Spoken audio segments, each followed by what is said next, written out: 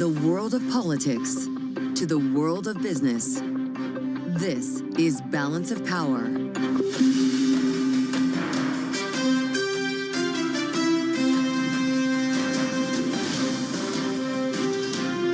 Live from Washington, D.C. The House holds its breath as the Senate takes up the big bill. Welcome to the Tuesday edition as President Trump digs into negotiations with senators now who could make major changes to the legislation. And then what? Alongside Kaylee Lyons, I'm Joe Matthew in Washington. Thanks for being with us on the fastest show in politics. Kaylee, the president met with about a half dozen senators yesterday, all of whom have their own concerns. Yes, indeed. One of the loudest perhaps being Rand Paul, the senator who does not want a debt ceiling increase included in this legislation. He spoke with President Trump yesterday, and President Trump had some words for him publicly this morning on True Social. Rand votes no on everything. His ideas are actually crazy, he says. I guess they didn't have a good call because they were on the phone yesterday. Several of these meetings were in person, including John Thune, who, boy, he's got a lot to balance right now. As this bill makes its way through the Senate. We're going to be talking about this coming up with someone who's been there, Bill Hoagland from the Bipartisan Policy Center, a veteran of the Senate and knows about times like these. Well, certainly also knows about the rules of the Senate, including the parliamentarian, because it's not just about what senators want to change that's in the bill. It's also what can pass muster when all of this is supposed to be a matter of budget reconciliation. And the parliament may decide some of the things the House put in there don't fit that bill. The bird bath might bring some changes. We'll also get an update from the White House. Bloomberg's Tyler Kendall is standing by on the North Lawn as the phone continues to ring in the Oval Office. Indeed, but first we go instead to New York at our global headquarters where we find Charlie Pellet, as always, keeping an eye on the markets for us as we kick things off. Hey, Charlie. Well, hello there. Indeed, a familiar theme. Just about every update I've been telling you we're at the high of the session. That is the truth right now with the Dow Jones Industrial Average up 193, up by about 0.5%. We've got the S&P up 39 now, up by about 0.7%. NASDAQ up almost 200 points, up 197, higher by 1%. The Bloomberg Mag 7 Index also higher now by 1%. Stocks are gaining as U.S. jobs hold up amid the trade war. The 10-year, 4.46%. The 2-year right now at 3.96%. Gold now slumping 1%, 33.49 the ounce. And West Texas Intermediate crude up 1.8%, 63.65 a barrel on WTI. Bitcoin just below $106,000. Bitcoin right now higher by 1%. Constellation Energy has agreed to sell power from an Illinois nuclear plant to Meta Platforms as artificial intelligence sends power demand soaring. Shares of Meta, they're slumping now by 0.1%. Constellation, though, up by 1.4%. For on-demand news, 24 hours a day, subscribe to Bloomberg News now wherever you get your podcasts. And back we go to Washington. Once again, your hosts, Joe Matthew and Kaylee Lyons. All right, Charlie Pellet in New York, thank you so much. Here in Washington, we have our eyes on Capitol Hill, specifically on the Senate, after we spent weeks watching the House of Representatives and the wrangling that it took to get the House Republican Conference in line to pass President Trump's One Big Beautiful Bill, as it is actually, this legislation is actually now called the One Big Beautiful Bill Act. Remember, it took a lot of arm wrestling from the Speaker of the House, Mike Johnson, but also from President Trump himself. In some ways, arguably, Joe, it's President Trump that's acting as the majority whip. I don't know where Tom Emmer is in any of this, but the question is going to be, can President Trump play that role as well in the United States Senate, where the dynamics are a little bit different, though certainly we see evidence today of the president trying. Dynamics are really different, as John Thune would tell you, beginning with SALT. You don't have senators, Republican senators, in SALT states, which is the beginning of just a long list of different ideas that are going to be coming out of the upper chamber. Whether they make them into legislation has yet to be seen. Tyler Kendall is standing by at the White House for us right now. Bloomberg Washington correspondent with her eye on the administration's take on this, because, Tyler, that does seem to be the energy center is on President Trump's end of Pennsylvania Avenue right now, right?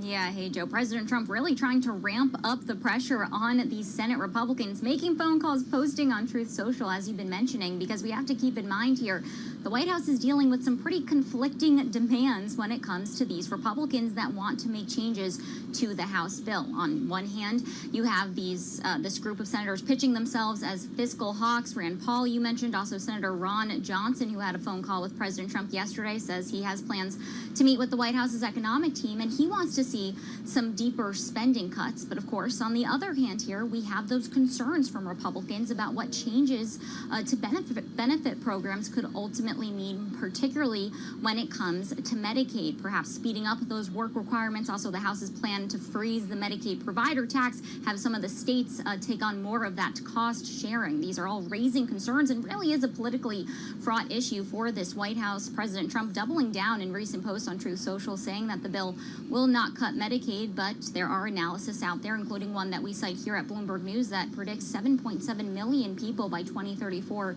could ultimately lose coverage because of a shifting in the eligibility requirements. So they really are going to have to thread the needle here to make everybody happy and ultimately to pass this bill. I could keep going. Of course, it's the big, beautiful bill, so there's a lot of other provisions where we're seeing disagreements. But Joe and Kaylee, we have to keep in mind, they can only lose 3 Republicans at the end of the day, and we know there are many more than that are raising concerns. Yeah, Rand Paul says he thinks there are at least 4 who could be ready to stop this thing in its tracks, knowing that the White House is up against a kind of self-imposed deadline, if you will, that Senator Thune, Tyler, seems to be going along with. They want this done by July 4th. When would that mean it actually leaves the Senate if it still has to go back to the House, if it's to get to the president's desk by Independence Day? Right, exactly, Kaylee. It's definitely an expedited timeline. Senator Tom Tillis, a Republican from North Carolina, did tell reporters yesterday that the Senate's current plan, their goal, is to get some of those Medicaid and tax changes over to the White House to review by this weekend, and then to push more of a fuller draft of the package in the next 10 to 15 days. This would be incredibly expedited. Now, of course, they want to see this done by July 4th because that ultimately gives lawmakers a little bit of buffer room here against what really is going to be that hard deadline, which of course is the X date. We even had Treasury Secretary Scott Bessent really say that that is going to be what adds fuel to the fire for these lawmakers, because it is one big, beautiful bill. So they are, of course, also attaching a hike to the debt ceiling. And we were talking about Senator Rand Paul before. His biggest point of opposition is that this bill ends up lifting that ceiling. But when you look at the details of this, the House plan lifts it by $4 trillion, Joe and Kaylee, but the Senate has said there's enough runway to lift it up to by $5 trillion. So there's still disagreement even among that issue too. All right, Bloomberg's Tyler Kendall live on the North Lawn of the White House. Thank you so much. As we consider the positions of various senators here, Senator Cynthia Lummis, the Republican from Wyoming, was on Bloomberg TV and radio in the last hour saying that there are changes she needs to see on Medicaid, specifically if she's to vote yes for this bill. And we had a similar conversation with one of her colleagues, Senator Kevin Cramer of North Dakota, joined us on the late edition of Balance of Power yesterday. And we asked him if he'd be prepared to vote yes as it stands right now. This is what he told us. I want this to pass, but there's no reason that the Senate should just simply rubber stamp it when we can do so much better. I think it was interesting listening to the leader from the House say they don't think there's any way to find more savings, and I think that's really the thing we have to do. We will not be able to pass the bill without finding some more spending cuts. I do think, though, by and large, it will look similar to the House bill, but we just may be able to find some other places for savings. So for more on where exactly they might be able to find savings, just how big these changes to the numbers might be, we turn to Bill Hoagland, Senior Vice President at the Bipartisan Policy Center and former Republican Staff Director for the Senate Budget Committee, who was here with us in our Washington, D.C. studio. Bill, welcome back to Bloomberg TV and radio. Always good to have you. When you look at what you're hearing from the various factions in the Senate, those who want steeper cuts, those who think the cuts maybe go too far, who would you anticipate wins out here? Or do they actually cancel each other out and we're not going to see many changes at all? No, I think there'll be changes in the bill, and I think it is likely that they will come together. There's a lot of pressure being put on, particularly as it relates to if they do not put something together here, the tax increases that will take place will hit $68 percent of all those out there who file taxes, one way or the other, how much that is. But certainly there will be pressure. Changes will take place. They'll have to take place. There's no question in my mind that there are a number of provisions in this bill that the House sent over that are what we call birdable, in the sense that they do not belong in this bill. They have no budgetary consequence. And so it will change. Now, the question I would ask, though, is to get it done and on the president's desk by July the 4th is a rather expedited process, but what that tells me is that the Senate will have to negotiate what they pass. The House will have to just simply take up and pass, and that's where the difficulty is going to lie in terms of can they put a bill together in the Senate that the House can simply take and pass. Should we assume that the current policy baseline accounting method is okay with the parliamentarian? Will that be the case in the Senate? Well, Joe, that's a very good question. It's a question that I've been asking myself for quite some time. Mike Johnson seems to be making this assumption. I think that being an old budgeteer, I don't think that it passes the test that is necessary to get around a bird rule. There is a problem here with the current policy baseline, and I don't want to get into the weeds here, but it does impact upon what we call the bird rule, which is adding to the deficit beyond the 10-year window, in which case then it would be it would violate the process. And historically, I've been out of the 23, 24 reconciliation bills that have been enacted over the 50-year history of the Budget Act, I participated in about 20 of them, I guess, and we've always used current law, not current policy. But at the same time, I will tell you what I'm picking up, and as an old budgeteer who thinks deficits and debt matter, I'm picking up it doesn't really matter right now. They aren't concerned about the debt and deficit, and that's disconcerting to me, if nothing else. Well, we've also heard from the majority leader, Senator Thune contends that actually it's up to Senator Lindsey Graham, who leads the Budget Committee, to decide whether current policy baseline is justified or not. Do you see John Thune as being willing to defy the parliamentarian on that or any issue? No, I don't. I think the majority leader has, I understood, made it very clear he's not going to question the parliamentarian. And therefore, I don't think he would go beyond the parliamentarian's advice. Now, again, the parliamentarian gives the advice to the chair. The chair rules, not the parliamentarian. And so it's possible the chair could say current policy is fine and we'll go forward with it. It's an unanswerable question, Joe. I'm sorry at this point to give you that answer. Well, this is, we're getting to the rub here. I mean, yes. The old line that the Senate is the saucer that cools the tea. Is it going to be the opposite this time? I think the Senate is going to certainly modify the House, the hot tea of the House, and turn up the heat under the tea. But honestly, this is going to be a very dicey exercise, obviously for the majority leader in the Senate, because he has to also make sure that whatever he passes can get passed back into the House and it not fail in the House too. So getting the two sides, the ones who want more deficit reduction and those who don't want to make the particular reductions that are necessary, this is going to be a very, very difficult exercise for the new majority leader. When we consider the Medicaid issue specifically, President Trump is contending that there are false statements being made, that these are not Medicaid cuts that are happening. We've been told the same by many Republicans on this program, including Congresswoman Ashley Hinson last night, who told us that this is just fear-mongering on the Democrats. This isn't about cuts. It's about making sure the program can last long term. How realistically should we be framing these Medicaid alterations, cuts, whatever you want to call them? I think it's I think there's truth in both arguments that are being put forth. Number one, work requirements. Are the work requirements a cut? No, if they're requiring individuals to participate in the Medicaid program, and if they choose not to because of the work requirement, is that a cut? I don't know. At the same time, the provider tax that's in there does impact directly, I think, nursing homes, rural hospitals. That could feed back to being real cuts on individuals. So when the CBO makes the estimate, and your reporter indicated also about 6.7 million, 7 million people that would be removed from the Medicaid rolls because of this. I think it's hard to say there aren't going to be reductions here, and particularly the one area that should be focused on, I think, as coming from a rural area myself, is the rural hospitals. They are could very well be hit by the provider tax. One other thing I want to make, Kaylee, that point I would make is that we should also look at the SNAP program, the food stamp program, and the changes that are being proposed there, which are work requirements also, but also the requirement that the states pick up a particular share. Right now, the SNAP benefit itself is 100% federal.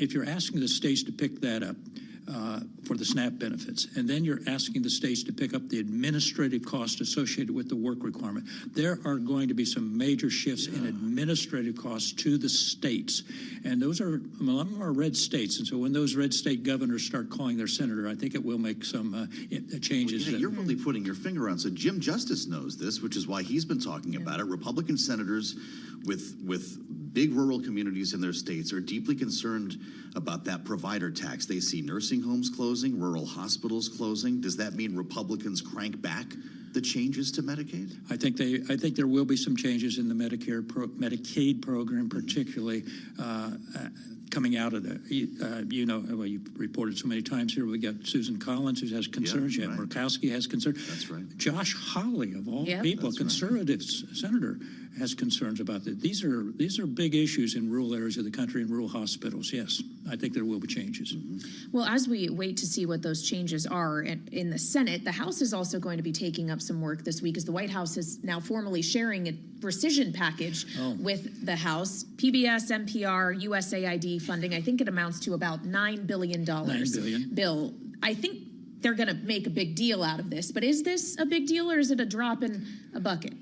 Well, $9 billion is nothing to snuff at, and I would say that, yes, it is a big deal. The question here is, I'm not clear, I haven't seen the proposal yet, whether it's the $9 billion is made up of basically the USAID funds and then the public radio and public communication. And my sense here is if they put those two together as one package, it probably does pass the House. I'm not sure it passes the Senate, though. Again, we're back to the rural areas that depend a lot upon some of the corporate broadcasting systems that are out there. Not to take anything away from Bloomberg at all, of course, but definitely. Yeah. So, yes, that's it. One thing you should know is that this is probably just the start of rescission. This is something under the Impoundment Control Act. The president has every right to propose to Congress the elimination of funding that has been made available. My sense is there's going to be a lot more coming later in the year. Yeah? Will that be coming with help from the DOJ, or is that a separate? Well, it's separate from DOJ, but the DOJ proposals that now take actual form in the form of a rescission that would be submitted to Congress. I don't want to get into the weeds too far here, but you have 45. Congress has 45 days to act on a rescission package once it's submitted. Either you approve it or you don't approve it. And if you wait until, say, the middle of the August recess and you propose those, it is possible that those rescissions would go in effect without any action by Congress. This is what we call line item rescission veto. Yeah. And so be aware that there's some more coming. And that can happen during a recess, is what you're saying? It can. It's not. They're not on official recess. Okay. There's continuous session. They will not go on recess during the August so you keep one vacation. The pro forma largely so that they can avoid recess appointments. Right. Wow. We have Remember when we were having a conversation about recess appointments every day? Yes, we were. Around the cabinet nominees. Just wait, it'll come back around. We'll call Bill Hoagland. It's great to have you with us. Thank you. Bill, as always. A veteran of the Senate, now with the Bipartisan Policy Center, and giving us a real sense, Kaylee, of what we can look for with changes that are coming out of this bill. You wonder if Donald Trump told John Thune to keep it the way it is. Yeah, well, certainly the Speaker of the House hasn't been shy about doing that, saying, Mr. Majority Leader, you need to change this as little as possible if you want me to be able to pass it a second time. We'll see how much louder the voice of the president gets on this. Yeah, may not be very practical for John Thune in the meantime. Stay with us. We're going to assemble our political panel next. Maura Gillespie, Kristen Hahn, no strangers to this debate, will be up with us here on Balance of Power. Alongside Kaylee Lyons, I'm Joe Matthew. Thanks for being with us on Bloomberg TV and radio.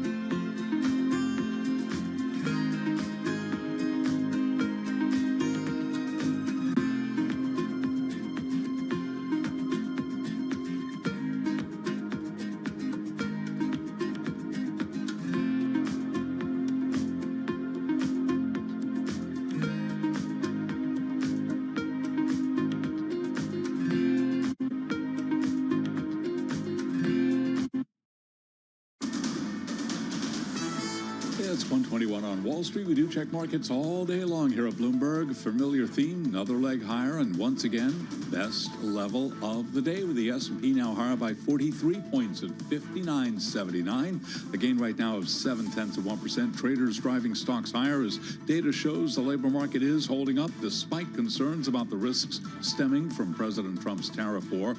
The Dow up 237 now, up 0.6%. Nasdaq up 216. That is a gain of 1.1%. We've got the 10-year at 4.46%, the 2-year 3.96%. Gold is down $29 the ounce, down 0.9%, 33.52 on gold, while West Texas Intermediate crude 63.65 a barrel, gold up 1.8%. Bitcoin up 1.2%, 106,160 now on Bitcoin. Victoria's Secret says a security incident that caused it to shut down its e-commerce site may hurt results for the current quarter. Victoria's Secret shares, they're down now by 0.4%. Treasury Secretary Scott Bessent says China needs to shift to a more consumption-led economy to help ease global imbalances and be a reliable partner for the rest of the world. Recapping, stocks higher. S&P best level right now, up 44 points. That is a gain of 0.7%. For on-demand news 24 hours a day, subscribe to Bloomberg News Now wherever you get your podcasts. And back we go to Washington once again. Your hosts, Joe Matthew and Kaylee Lyons.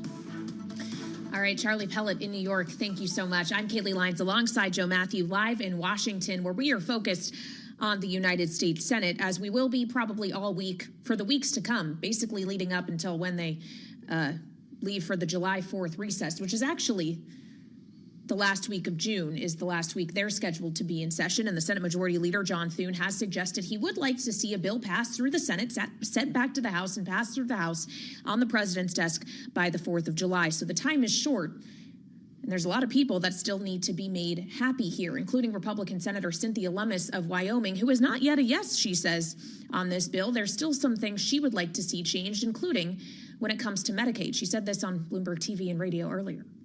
I would like to see some reforms to Medicaid. This is not in an effort to remove benefits from those who were intended to have it, but rather to stop the states from using a mechanism to enrich their federal participation dollars. 49 states are doing it. It would require the reform of the state's loophole for me to support the Medicaid reforms. She's talking about changes to the provider tax, which, as we were just discussing with Bill Hoagland, is a problem for a lot of Republican senators who represent rural states. The fear that it could lead to the closures of rural hospitals or nursing homes. It's where we start our conversation with our political panel. Republican strategist Maura Gillespie is with us, the founder of Blue Stack Strategies. Kristen Hahn, Democratic strategist and partner at Rock Solutions. Great to see both of you here. Maura, what's your sense of this? If Republican senators start to tinker with this deal on Medicaid, you worked for a former Republican speaker of the House. Is it DOA? When it comes back to the lower chamber, what happens?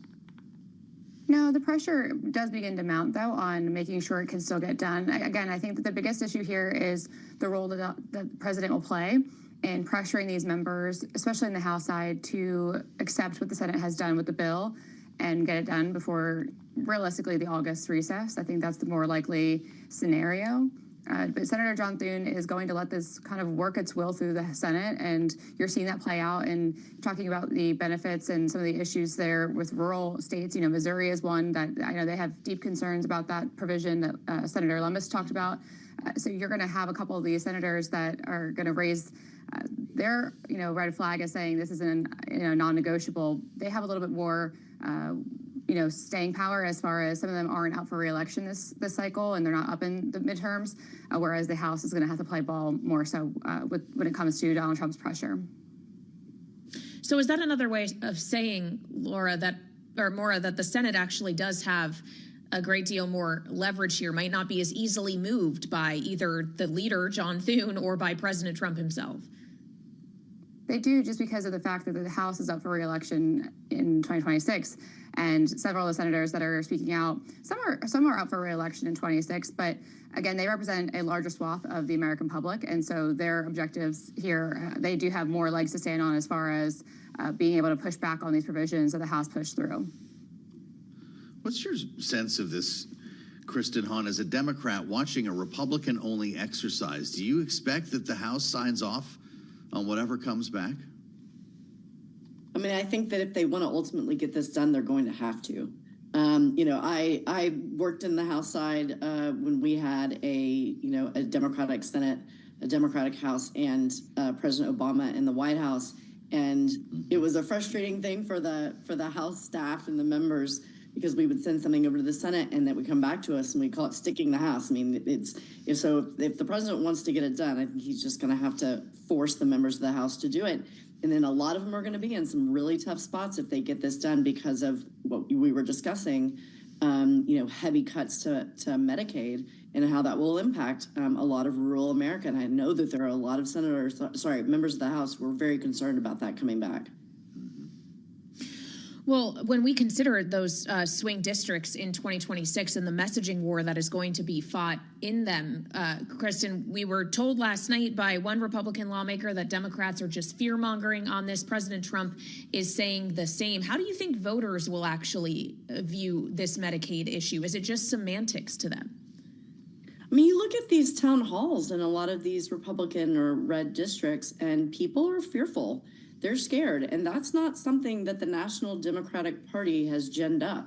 That's what's happening on the ground. People are they're upset, and they're voicing their opinions, and they're going to voice their opinions at the ballot box. So, I was very, actually, as a comms person, very impressed with Republicans in the House who had been very concerned about this leading up to the vote for the bill, but once they voted for it, they were all speaking off of the same playbook, saying the Democrats are fear-mongering, and this isn't actually, we're just, people who are not citizens of the United States shouldn't have Medicaid. I mean, they're doing a good job of talking about it up in D.C. and Washington on television, but at home, people are concerned, and that's what they should be concerned about in 2026 for sure.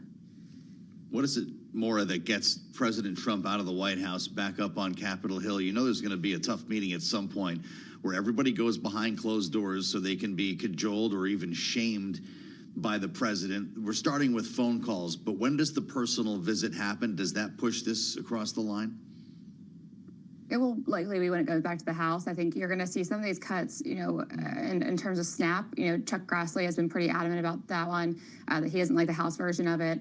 And so several members of the Senate don't like that either. And the discrepancy there between what the Senate wants versus what the House wants, it's pretty massive. So I think when we see how that plays out, and then again with the Medicaid discussion, the messaging there is important. And I think that Kristen hit on that a little bit there about what they're saying about fear mongering, but they're also talking about there needs to be a accountability when it comes to Medicaid, and the programs themselves are not sustainable if we don't get a handle on the fraud, waste, and abuse, both in Medicaid and Medicare. And so being able to talk to your constituents, going home and doing town halls, even though they're challenging and even though they're very difficult and you do get yelled at, it's important to hear your constituents, hear them out, and explain to them what it is that you're looking to do as a member of Congress. And that messaging war, unfortunately, if they're not successful, Donald Trump will have to come in and let them know here's what's happening, and he'll have to maybe make some promises about going to their districts and going in to help them during their reelection. I think that kind of a conversation between the conference and the president is going to be pretty important, especially with some of these holdouts who are concerned about the impact for their reelection.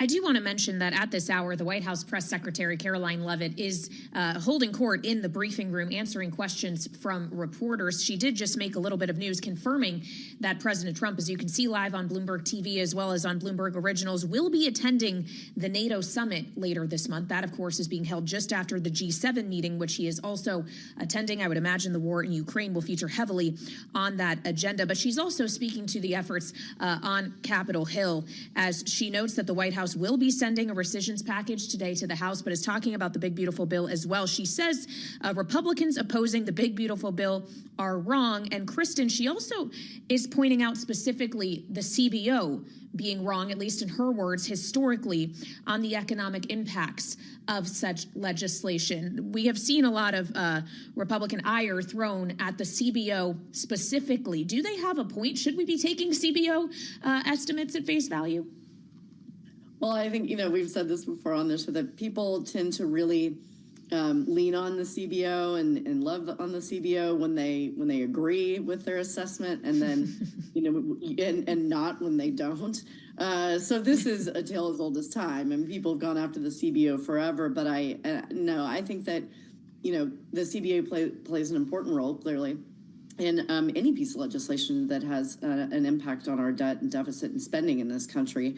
And they're the ones that are actually looking at it not through a political lens. So I think it's important to take what they're saying seriously. Is this a party in power thing or a Republican thing, though, Maura? I remember the Biden White House embracing CBO scoring. What's Republicans' allergy to what is a nonpartisan outfit with years of experience inside the Congress? They're not going to start dynamic scoring tomorrow, apparently, but what are they doing wrong? Well, I think for a lot of Republicans, but I think it goes across the aisle as well. The CBO score is one aspect of the viability of a piece of legislation, but it also really does come down to the messaging of it and the will of the people behind it and the power of the members who are pushing it forward. So it's not the end-all be-all, and I think that that's how Republicans have viewed it for a long time. Sure, they have to get the bill scored, but it doesn't necessarily make or break whether that bill has the piece of legislation has viability. And so looking at it through that lens, that's more or less how Republicans have largely viewed the CBO. But to Kristen's point, I mean, the hypocrisy about it kind of runs the gamut on Capitol Hill. You love it when it loves you, and you hate it when it hates you back. So that seems to be the consensus there. Well, speaking of hate, I do want to call attention to a post that just hit the wire on X, specifically from the man who owns it, Elon Musk, taking to X and saying the following, quote, "I'm sorry, but I just can't stand it anymore. This massive, outrageous, pork-filled congressional spending bill is a disgusting abomination. Shame on those who voted for it. You know you did wrong. You know it." Kristen, is this what happens when Elon Musk leaves Washington?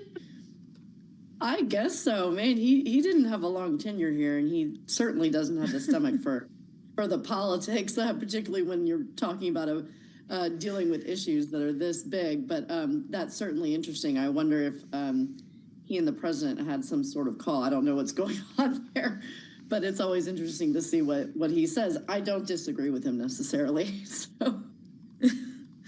Sounds like they broke up. Yeah. That's not what President Trump is saying about the bill.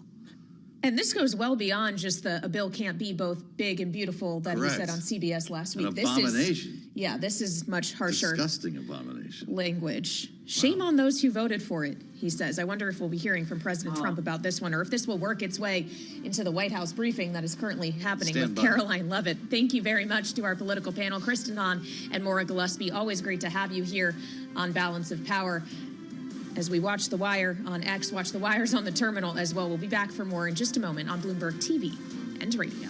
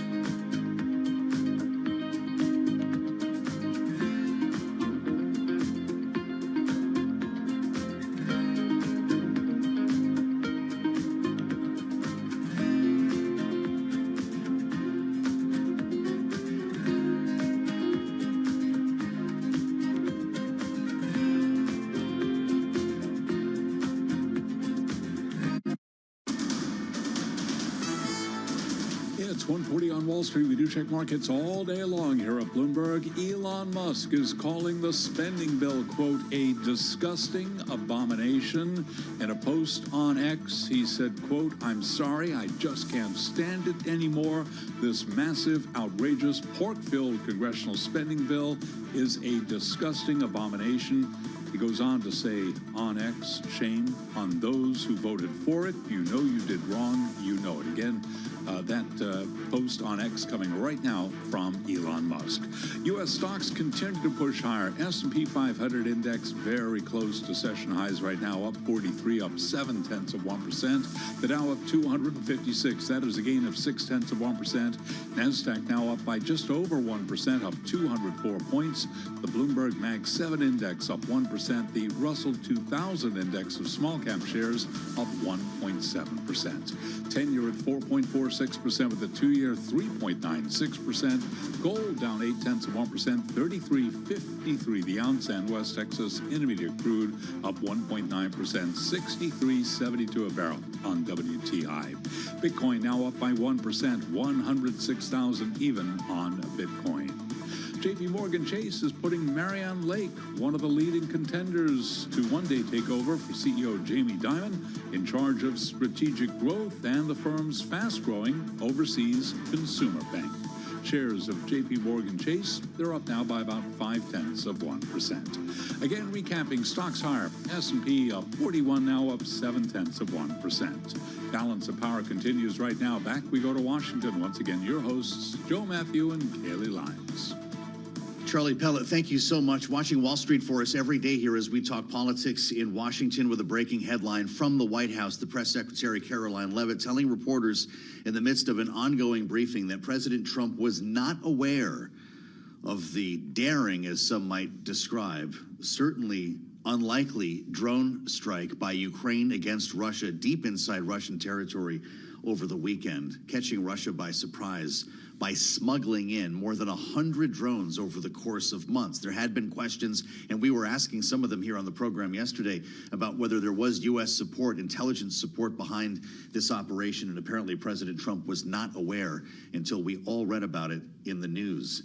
Now, this headline arrives as NATO puts out a new directive, or at least a question, for European member states whether they can expand ground-based air defense capabilities by 5-fold to help fill a gap in response to the threat of Russian aggression. We heard earlier today from NATO Secretary General Mark Rutte on this matter. We are facing the most dangerous security environment in decades. Russia's war of aggression continues. Terrorist threats persist. We are not at war, but we are not at peace either. So we must continue to strengthen our deterrence and defense. So we want to get more on this now and turn to Jenny Welch. She's Bloomberg Economics Chief Geoeconomics Analyst here with us in our Washington, D.C. studio. So, Jenny, we understand this is officially going to be proposed when NATO defense ministers gather in Brussels on Thursday. Then, of course, there's the wider NATO meeting that happens later this month that the White House just confirmed President Trump will be attending. When we consider their reasons why, the discussions they will have around this, is this in part because they've shared so many air defense systems with Ukraine already over the course of this war, and that leaves them underprepared? Or is it that this war has shown the nature of war itself is changing and they need to be able to adapt? I think it's certainly both of those factors. NATO countries have transferred a lot of air defense systems to Ukraine, in part because that's faster to move existing systems over instead of producing new ones. A second factor is certainly, as the weekend attack by Ukraine demonstrates, the nature of warfare has changed. There are far more complex challenges in the air that these countries have to worry about. And the third factor, which probably won't be an explicit one, is that Europe and Ukraine remain heavily reliant on the U.S. for those air defense systems, especially Patriots. And so if we're envisioning a future in which the U.S. is less willing to provide aid directly to Ukraine and Europe needs to backfill that, they may want more of their own systems to provide that option. How many NATO members can afford to meet this goal of 5-fold increase? Do we have a sense of that? Well, fortunately, many NATO members have already been increasing their defense spending over time. Even some of the laggards like Spain are now talking about trying to finally reach that 2% benchmark. Granted, now the bloc is talking about even higher benchmarks, maybe as high as 5% when you incorporate different sources of funding that aren't limited to just the traditional military budget. All that being said, I think it depends on what the time frame is for achieving this goal. Many times NATO adopts sort of a time frame of allowing a few years for them to ramp up spending to meet their goals. Well, when we consider the funding question, what is that funding actually going to need to buy? What is needed to combat the likes of the attack that Ukraine just conducted? It was cheap drones that they were using. Is the counteracting force of cheap technology like that also cheap, or can it be really expensive? It can be cheap. The Russians, for example, have used very cheap things like nets and wires as a way of obstructing drones, or even jamming of drones depending on their technology to separate the drone from the operator.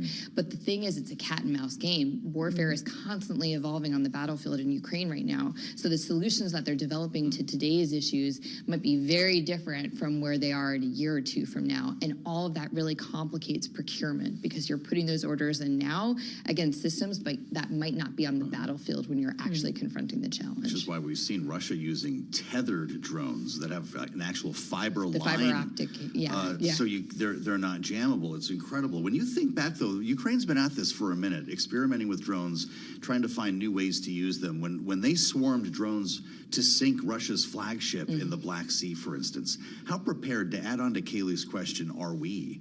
How prepared are our naval assets for something like that? Not just naval assets, but you consider the potential broader security ramifications of this technology, which, as Kaylee noted, is very inexpensive. There's a lot of actors out there that could afford this beyond state actors, not to hype the threat. But I think there's also domestic security concerns about this technology. And one of the key questions is, who else is going to be looking at what Ukraine did over the weekend and taking lessons away from it? Well, and I would imagine that not all of this is solvable with a golden dome that the president says will be ready in a few years. No, I think a golden dome, depending on how they scope it, is probably going to be more focused on traditional missile threats. When it comes to drones, again, a lot of it depends on the type of drone. You could have physical obstructions like the netting. You could have jamming as a way of disconnecting from the operator. With the sea drones, it's a similar sort of problem set, but those options might be available to you. A lot of this also relies on having good internet connectivity or satellite tech to connect and guide that drone to its destination. So in the meantime, we're popping off $1 million missiles to shoot down $100 drones? That's what we're saying here, right?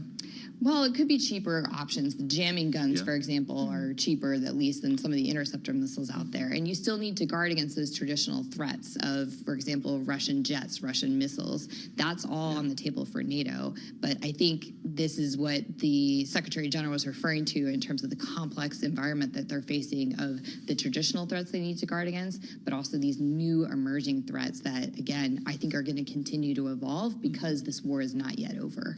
Well, and I do want to talk about this war not yet being over. The attack we saw over the weekend that Ukraine was able to pull off, there's some dispute about the number of actual aircraft that were damaged, but has it fundamentally changed the arc of the direction in which this conflict is going? At the very least, changed the arc of the talks to end it, as we saw in Turkey yesterday? I don't want to downplay the significance of Ukraine's innovative capabilities that were on display over the weekend, or the achievement that they had, and certainly a significant embarrassment for Russia. But at the same time, it's unlikely to have a major impact directly itself on the battlefield or at the negotiating table. I think the risk that it does create is, how does Russia feel it needs to respond to this, particularly given the embarrassment it faces? You're a geo-economist, and when you consider the options of what might come next, the idea of Russia retaliating with something we haven't seen yet, either in terms of a nuclear attack or a massive conventional attack, which can still be incredibly destructive, what would that mean for economic implications throughout Europe and even here in the U.S.? Well, the summer is already underway, and that's traditionally the time period where Russia makes a major offensive against Ukraine. That might already be underway. So I think we should certainly anticipate a stronger conventional push. I think Putin has employed the nuclear bluff quite a bit over the last few years, and I'm personally a little bit skeptical that he is actually going to follow through on that threat. But I think what it points to is Russia has been willing to throw a lot of bodies and a lot of weapons at this issue, and that's essentially where their head is at. That time is on their side, battlefield edge is on their side. They're showing up to talks, but they're not doing much more than that. Fascinating. Great to spend time with you, as always, Jenny. She covers this for us here in Washington as Bloomberg Economics Chief Geo-Economics Analyst, Jennifer Welch. Many thanks, as ever, here on Bloomberg.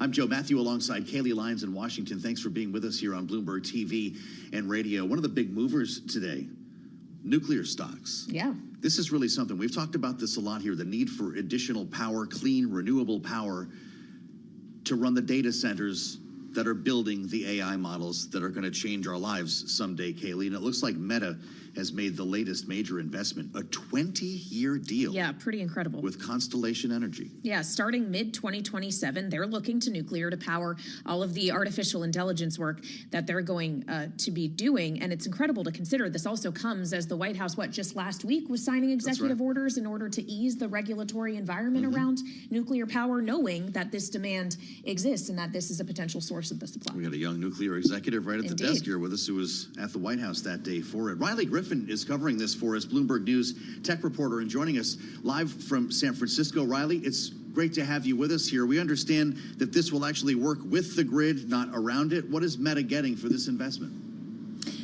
That's a great question, Joe. Thanks for having me on. Meta in this 20-year agreement is getting power. And as you said earlier, this is power that will fuel the AI demands that it has for electricity, which are exponentially increasing year over year. It also is about reliability. When I spoke with Meta's global head of energy, what she signaled to me was that not only is this about reaching their sustainability objectives, they want energy, but they also want clean energy without those carbon emissions. It's also about ensuring the grid remains stable. And this is a plant that years ago was at risk of closure. It remained that way right now. And so in 2027, as it reaches that 20-year commitment, it's able to help Constellation essentially invest in this over time for the next 2 decades. Well, and when we consider that this is a 2-decade-long contract, Riley, Meta is clearly operating under the assumption that AI is going to be something that they're going to continue to be deploying and need powered for some time. Where is Meta right now in the overall AI race that they feel like they can make a commitment like this one? So Meta has committed to spending hundreds of billions in the next few years on AI and the infrastructure needed to fuel it. This year, it's spending upwards of potentially $70 billion in capital expenditures on that same question. So this is a part of an overarching strategy.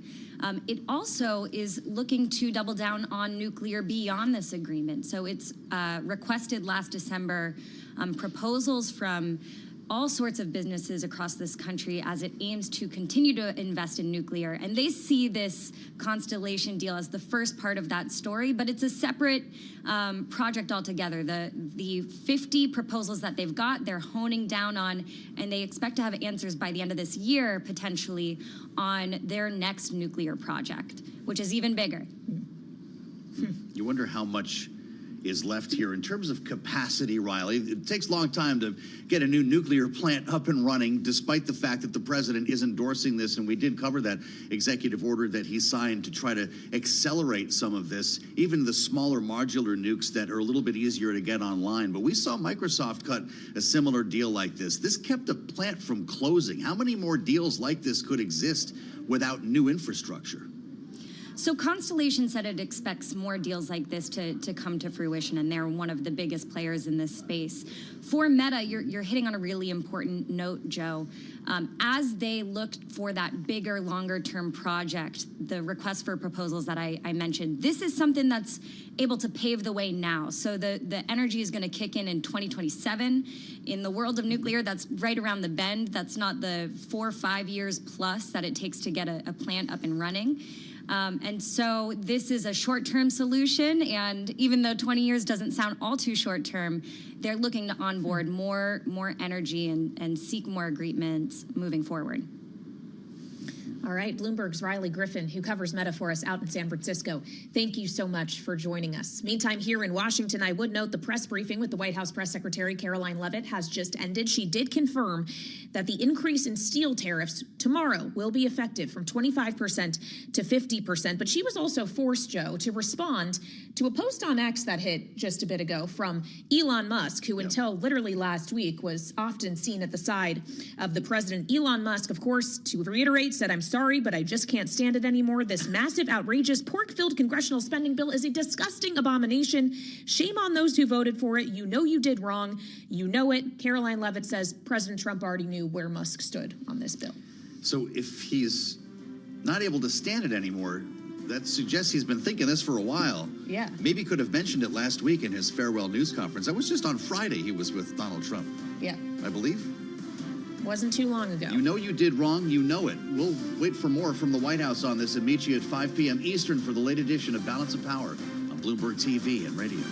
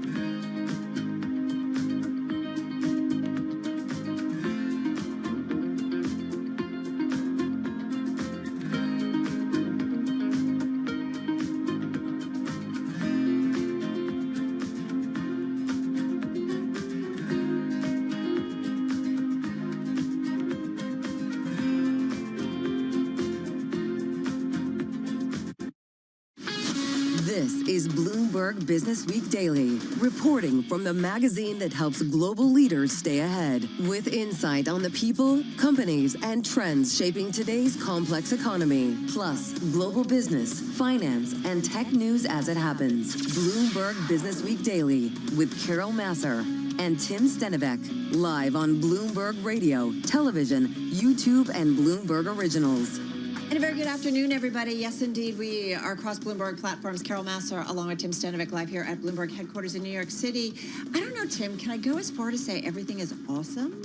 You could say that, I guess. 0.6% higher on the S&P 500. The NASDAQ higher by close to 1 percentage point. We're going to have more on the trade in just a second from Charlie Pellet. But, yeah, things are looking pretty good, especially if you're in the nuclear power business. Love that you went there. Meta, definitely powering up when it comes to nuclear. We're going to dig into the energy and AI components of that move. I mean, I feel like, yeah, we're all in on AI, but I feel like the real big investment story of our time right now is all the money going into power all of that stuff. Well, speaking of power, it seems like the labor market continues to power on. We're going to be sitting down with a great group of folks throughout the next 3 hours, really trying to get an idea of what exactly the economy is telling us. Yeah, speaking of the economy, we get a good read on the U.S. consumer. We've got the CFO of the publicly held fintech company, Pagaya. They are going to join us in this hour, so a lot coming your way. Let's get you caught up on the trade on this Tuesday. For that, we toss things over to Charlie Pellet. Hi, thank you very much. Happy Tuesday to you both. We have got the Dow, the S&P, NASDAQ. We're pushing higher, but right now off session highs on the S&P, up 35. That is a gain of 0.6%. The Dow up 210,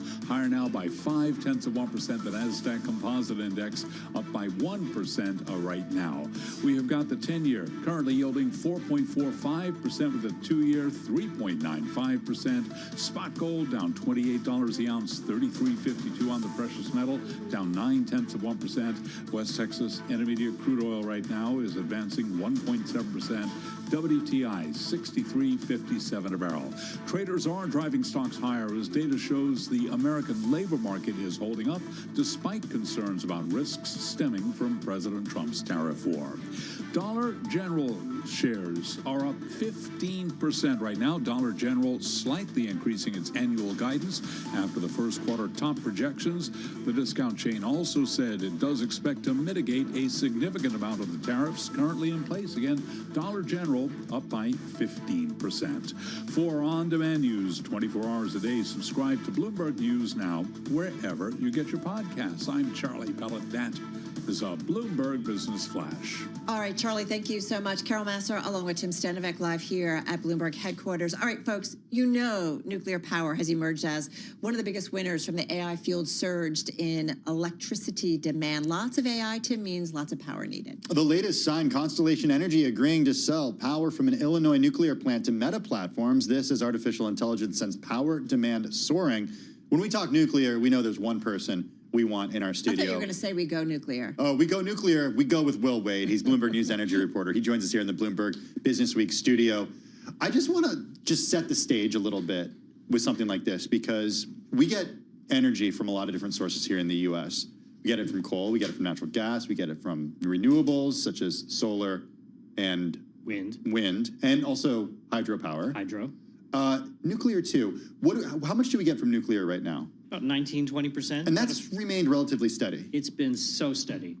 So then what does it mean for a company like Meta Platforms to come out and say, we want power and we want it from this specific nuclear power plant? What it says is that the tech companies want clean power.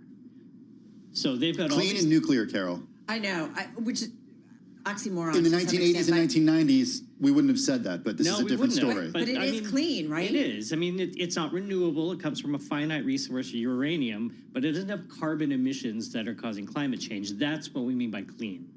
There's the waste. That's a real thing. It's not really what we're talking about today. Are we crazy that we spend, am I crazy that I spend so much time? We, actually, I think it's safe to say. When you can say I'm crazy. That's fine. Well, you are crazy. But, like, having said that, in a loving way, like, are we right to be concerned about the nuclear waste? Yeah. Why? Well, I think about nuclear a whole lot more than you. And, I mean, the waste is a real thing. Yeah. But it's pretty safely stored. There have been 3 nuclear accidents in history, and they've all been from operating reactors. And don't play them. You got to take care of these things. But the waste, once they're done with it, they put it in these giant concrete casks. They weigh tons. They're massive. We don't have problems with those Concrete never things. cracks? I mean, I've seen foundations. They're concrete. They're covered in steel. They're like many feet thick. Okay. Chernobyl, 3 Mile Island, Fukushima are what we're talking about. Yeah. How do we know, or given what we knew happened in the 80s and then in the early 2000s, a little more than 10 years ago, how do we prevent that from happening again? The industry is constantly working on safety standards. I know I just came back from Japan where they had a lot of hand-wringing about the Fukushima accident, and it turned out that there was an important seawall that should have been higher, so they're working on building that up and building higher seawalls at the other plants there. So they're always thinking of how can we work on safety to things. But also, like the new designs that they're coming up with, they cool down in different ways. So if there was an emergency shutdown, they would sort of shut down and cool off by themselves without human interaction. That's sort of the new technology that they're developing. They're not in service yet, but they're working on these new technologies. Cool down meaning not have a meltdown. Not have a meltdown, which is a good thing. Yeah. Obviously. No, I mean, we want to avoid the meltdowns. Because that's when you talk about contamination, right? Within an area and stuff. I know you're laughing, but it's like, I want to understand. Avoid the meltdown at all costs is basically what Will is saying. Whether it's an infant or a toddler, like So avoid the meltdown. back to the Meta Platforms deal. Sure. Does it mean that because Meta is going to be using the energy that is produced by this reactor in Illinois, does that mean that that energy will then go to Meta Platforms and not go to powering what it has previously powered? Yeah, that's a really complicated question. And they're buying the electricity from Constellation, but it's not like they're plugging a giant extension cord into the side of the reactor and getting that power directly. Once the power goes onto the grid, it's really hard to say this power is from that plant and Meta's using that power from the Clinton plant, but they're getting all of these megawatts from Constellation. And so they're tapping into the clean energy credits generated by these nuclear power plants. Okay, so like as you said, it goes out to the grid, so who knows? Yeah. But I do wonder, Will, as more and more power is needed by all of this AI that's going on, who gets squeezed out? What grid gets overstressed? Because we've already talked with you, I feel like many times about the stress that's already in our power system. Is that not right? No, that's totally right. I wish I had a better answer for you on that. The answer is everybody wants electricity, and they want it faster than we can build new power plants. I mean, these big power plants, they take years to build, and that comes after years of environmental reviews and all of that. So the power demand growth in the U.S. is quickly becoming a significant issue, and the industry is like struggling to find ways to deliver all of it, which is why all these nuclear stocks, which are a bet on delivering future electricity, are climbing today.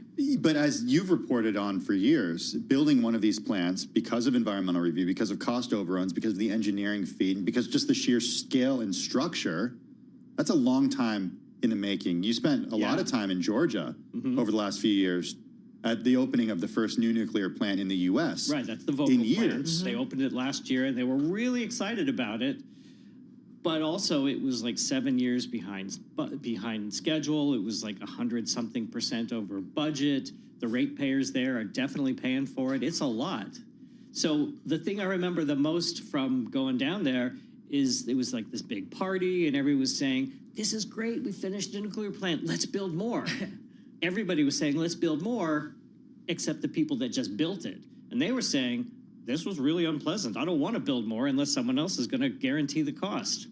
I guess two things I'm thinking. Is this kind of Hunger Games for a power grab by everybody? Like I keep thinking, is it a fixed commodity, especially since if it's nuclear, it takes a while to continue to build out that capacity, right? So I just keep wondering who gets hurt in this power grab, or is there enough ultimately to go around and to meet kind of the demands, not just of AI, but everything else that's in our society? That's kind of the exact question that me and my colleagues have been asking for the past year is if everyone wants power and some people are coming and taking this big chunk, does someone else not get it? We still add a lot of power every year. Wind and solar get built pretty quickly. So we're not seeing like brownouts and electricity shortages in the U.S. I kind of personally don't think we're going to, but that is exactly a valid question. So, Will, before we let you go, under this deal, Constellation will invest in boosting the Clinton plant's output. It's also considering plans to build another reactor at the site. Yes. Is that going to happen? Maybe. How long would it take, because there's already this site, how long would it take, in your view, to build another reactor? Long time. Like a decade or more than a decade? Maybe less than a decade. Okay. So there's about a half dozen places in the U.S. where the NRC has already said, yep, that's a good place for a plant. And one of them is Clinton, which was originally approved for 2 units, and there's only one, so there's room to build another one. And I talked to Joe Dominguez, the CEO of Constellation, and he said, yeah, we're looking at doing another one right there. But the key thing is that he's got Meta working with them. They've got potential other customers. He won't do it on his own. He'll do it if he has a customer saying, we will help you with these costs because we know it's a risk. I also have heard, just real quickly, 30 seconds, that a lot of these folks who need power are signing lots of deals with different providers to make sure that they've got hedging, essentially, and that they're not going to need necessarily all of it. Is that a component of it? I think they're going to need all of it. They're building so many data centers. They need so much power. If you build it, they will come. AI. Will Wade, thank you. Bringing it, as always, energy reporter at Bloomberg News here in our studio. Well, and now to trade and what we've seen on the stocks versus bonds, and to bring in Katie Kaminsky, Chief Research Strategist and Portfolio Manager at Alpha Simplex Group. She joins us from Boston.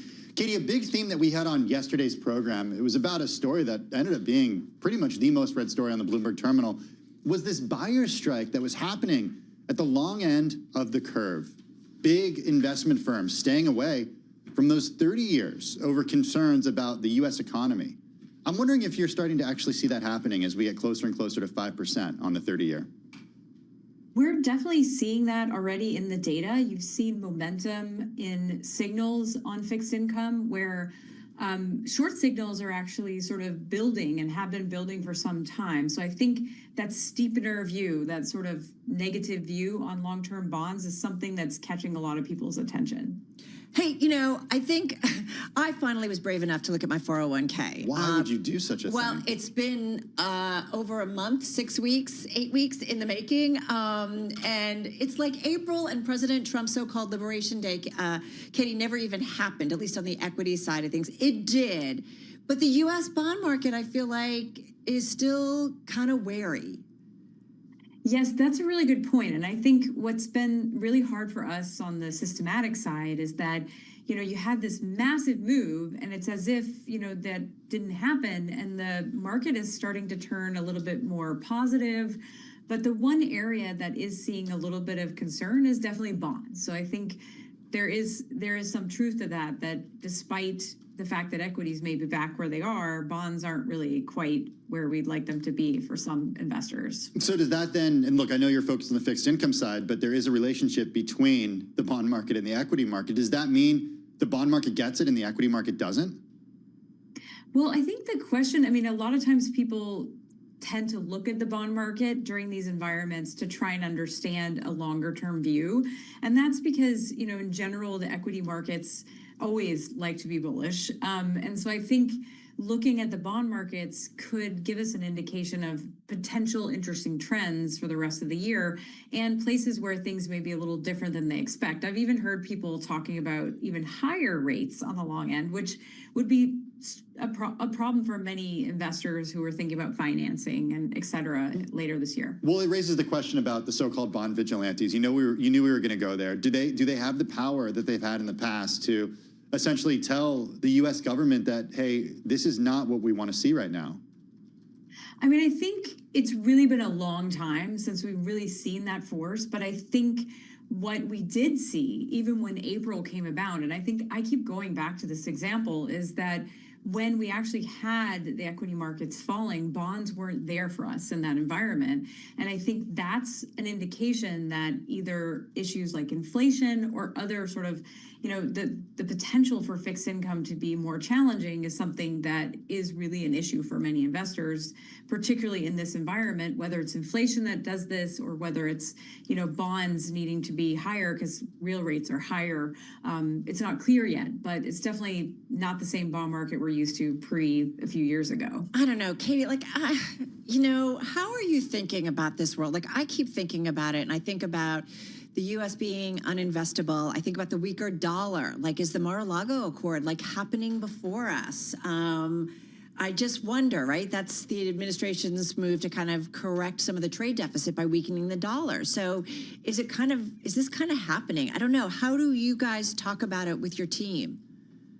Well, this is a really good question because the biggest theme we've seen this year is a weaker dollar. Mm-hmm. I'm a little concerned about that trade for several reasons. If the market gets a little bit more positive, if growth becomes positive, that tends to be pro-dollar. But I think the thing that is the most interesting from a quant's perspective is we've actually really seen a deterioration between the correlation between bonds and the dollar. So higher yields usually means stronger dollar.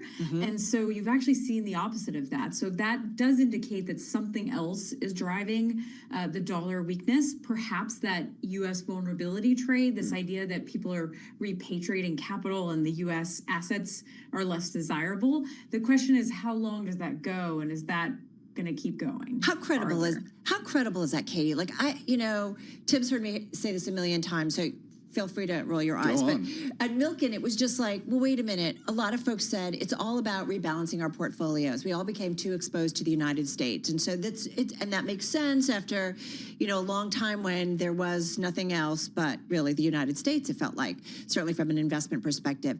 Is that true? Or I don't know, through your channels that you look, is it a case that folks are saying, I don't really want as much exposure to the U.S. It's not as attractive. I don't want to be there.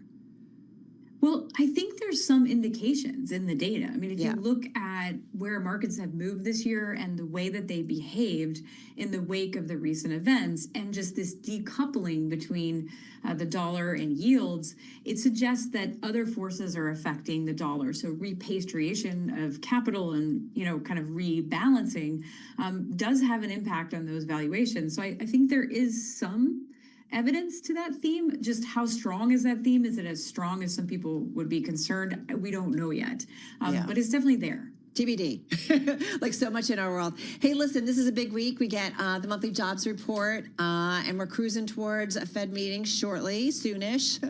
But the labor market, we got, I feel like a sigh of relief a little bit today, based on the JOLTS data. But how are you thinking about, because I know, was it Torsten Slok that had out some research about 64,000? Yeah, I got that note this morning, and I was like, wait a second. We're talking double digits here? Help me. Microsoft cutting more jobs, Disney talking about jobs. At some point, this stuff has got to show up in the data. Factor that in for us. Yeah, I think for us it's been really tricky because you've seen current data not really showing the expectations of concern that most investors have expressed in terms of their sentiment. So I think really it's too early. And for me, I feel like most investors are out scouring for sort of any nowcasting or any sort of data that can give us a little bit of a sense of the longer term picture. But for now, actually, I've been very surprised. We haven't seen a lot of evidence of things deteriorating as much as we would have thought. So I think that's why the market is kind of calming down a little bit and has been very positive, moving towards more positive sentiment, because it just doesn't seem that the data has shown yet our concerns. Real quick, 15 seconds. Fed, no moves this year? What are you thinking? Real quick. We originally were thinking some, but I mean, for now, it's still looking very unclear. And especially if we could see some growth and maybe even some inflation, that's going to make things tricky. Yeah. And employment data today didn't help with that narrative either. Katie Kaminsky of Alpha Simplex. Love her. All right, coming up next, the CFO of Pagaya.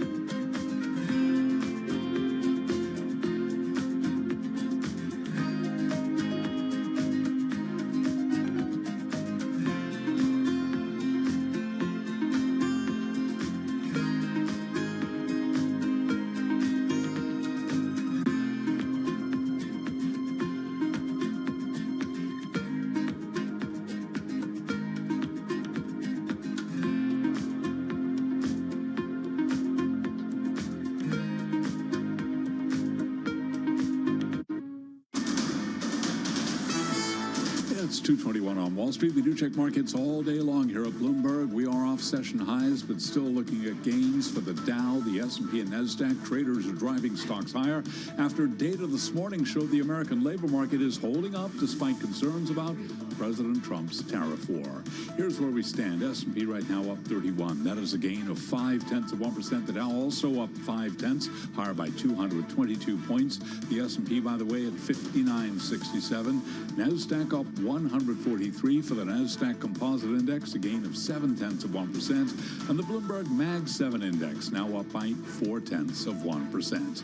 The 10-year at 4.45% with the 2-year 3.95%. Gold down $30 the ounce, 33.51, drop there of 0.9%. And West Texas Intermediate crude oil up 1.4%, 63.43 a barrel on WTI. Kuwait Sovereign Wealth Fund is joining a Microsoft-backed initiative to bankroll $30 billion in AI infrastructure globally as the oil-rich Gulf nation looks to tap into the booming sector. Microsoft right now up by 0.2%. And President Trump will sign a directive formally raising steel and aluminum tariffs to 50% from 25%. For on-demand news 24 hours a day, subscribe to Bloomberg News Now wherever you get your podcasts. I'm Charlie Pellet. That is a Bloomberg Business Flash. All right, Charlie, thank you so much. So you might recall, I think it was on Friday, we got some data on the U.S. consumer slowing spending in the month of April. Inflation-adjusted personal spending was up 0.1%, while goods imports plummeted by a record 20% due to higher tariffs. And what's really cool is we look for different metrics to get an idea of, Tim, what's going on with U.S. consumers. So one thing we do is look at the metrics. The other thing we do is talk to executives who have an idea of what's happening with consumers. In our latest check of the CFO suite, we've got Evangelos Peros with us, CFO of the publicly held fintech company Pagaya. He's featured in the upcoming issue of the CFO Briefing newsletter. He joins us right here in New York City, along with Nina Trentman. She's senior editor at Bloomberg News and the author of the CFO Briefing newsletter. You can sign up for it at Bloomberg.com/CFO Briefing. EP, I want to start with you. Just explain the business, and then we're going to get into the consumer and the view you have on it, because you've got a pretty good view of the consumer. Yes, thanks for having me. Yeah, so if you think about Pagaya, think about it as an AI-enabled network that connects lending institutions on one side with institutional investors on the other side that want to deploy capital in consumer type of asset that we help originate. To give you a simple example, imagine a consumer walks in US bank branch who happens to be one of our partners. They apply for a loan, and before getting, let's say, a decline on that loan because their FICO score happens to be 700, well below, let's say, the 720 cutoff that US Bank has, we can connect directly to them and offer a loan to that consumer, and therefore help US Bank approve that consumer and help them with their consumer retention strategies and growth. And all of that is allowed through our AI model that we have in place and the technology that integrates with these types of institutions. Today, we're integrated with 31 different partners, ranging from big banks like US Bank, Ally, SoFi, Klarna on the POS side, and connecting with over 135 institutional investors on the other side of the network. So the benefit of all of that is that we have a very good sense of what the consumer is doing, because we have the ability to integrate all of these originating systems from all these different banks. Yeah, and really, I bet banks love it, right? Because it, I think, would enable them to even do more loans. But I want to ask you real quickly, so what you see, what is going on your platform, tells you what about the U.S. consumer or about consumers? How are they doing? Yeah, so I would say what we see is the consumer trying to potentially cut a little bit on their spending as it currently stands, but not necessarily impacting at all their ability to actually pay off the existing loans that they have in place. The market is open still for these types of lending. And again, we get the benefit of 31 different partners. We look at more than $250 billion of applications that come through our funnel every quarter. So we have a very good sense of how the consumer is trending and the consumer spend overall. MEP, jumping in here, Nina, thanks for joining. I'm just wondering, in terms of the outlook for the year, we've heard about declines in consumer spending and specifically in consumer confidence. So I'm wondering, for your business, are you planning for a recession? And if so, how does that influence how you're working with your partners? Yep. So I would say right now we're not planning for a recession, but we have all the systems and technology in place to be able to be nimble and flexible and react as needed. So currently we're obviously staying very close to the data. April data is still coming in strong, as I said before, in terms of the consumer's ability to continue pay off their loans. Some of the demand for these types of new loans may have come down, but we don't necessarily see right now anything pointing to the data leading to a potential recession down the line. Again, that doesn't mean we're out of the woods. It's something that we're monitoring very closely, but we don't see any of the data telling us anything of the sort. And just wondering, in terms of the potential declines in demand that you pointed out, like, are there specific types of loans where people are pulling back, or is it sort of in certain geographies or across the board? Yeah, so we're actually, today Pagaya is integrated in 31 partners, and we're mostly focused on unsecured personal loans, auto loans, and point-of-sale loans. We see a little bit less of the demand for the unsecured loans. But other than that, if you think about the other verticals, we haven't seen anything. If anything, on the POS, it continues to be a very exciting area in consumer credit, and we still see a lot of demand in that space too. Got to say, a lot of interest in your inaugural securitization of point-of-sale loans, and I want to talk with you. We want to talk with you about it. Bond issuance, the first of bond backed by loans made to online shoppers. So it definitely caught our attention. And I hear securitization, and I always get a little bit worried. So tell us about that, what we need to know, and what this actually means, what it enables you to do. Yeah, so we're very excited about that product. We're obviously one of the largest ABS issuers in the marketplace, number one on the personal loan side, and we obviously have aspirations to continue to grow that product. On the POS in particular, it was our inaugural POS asset-backed securitization of $300 million. But because these types of loans are actually short-term in nature, it has a revolving type of structure that allow us to basically fund more than $1 billion of these types of loans over the course of the next, call it 12 to 18 months. And this is a very powerful tool, given our scale and breadth in our capital markets expertise and presence, that some of our partners like Klarna can really partner with us and really help them grow their network of merchants, and obviously increase the merchant satisfaction rate that they have. The way to think about it is think about investors coming in wanting access to these types of loans. And ultimately what we do is we partner with companies like Klarna, help them originate these types of loans. We place them in this securitization, and ultimately the investors get the benefit of the risk-reward profile of these types of assets. Wait, so I'm confused, because my understanding was that you guys don't actually hold the loans, but are you quickly passing them along?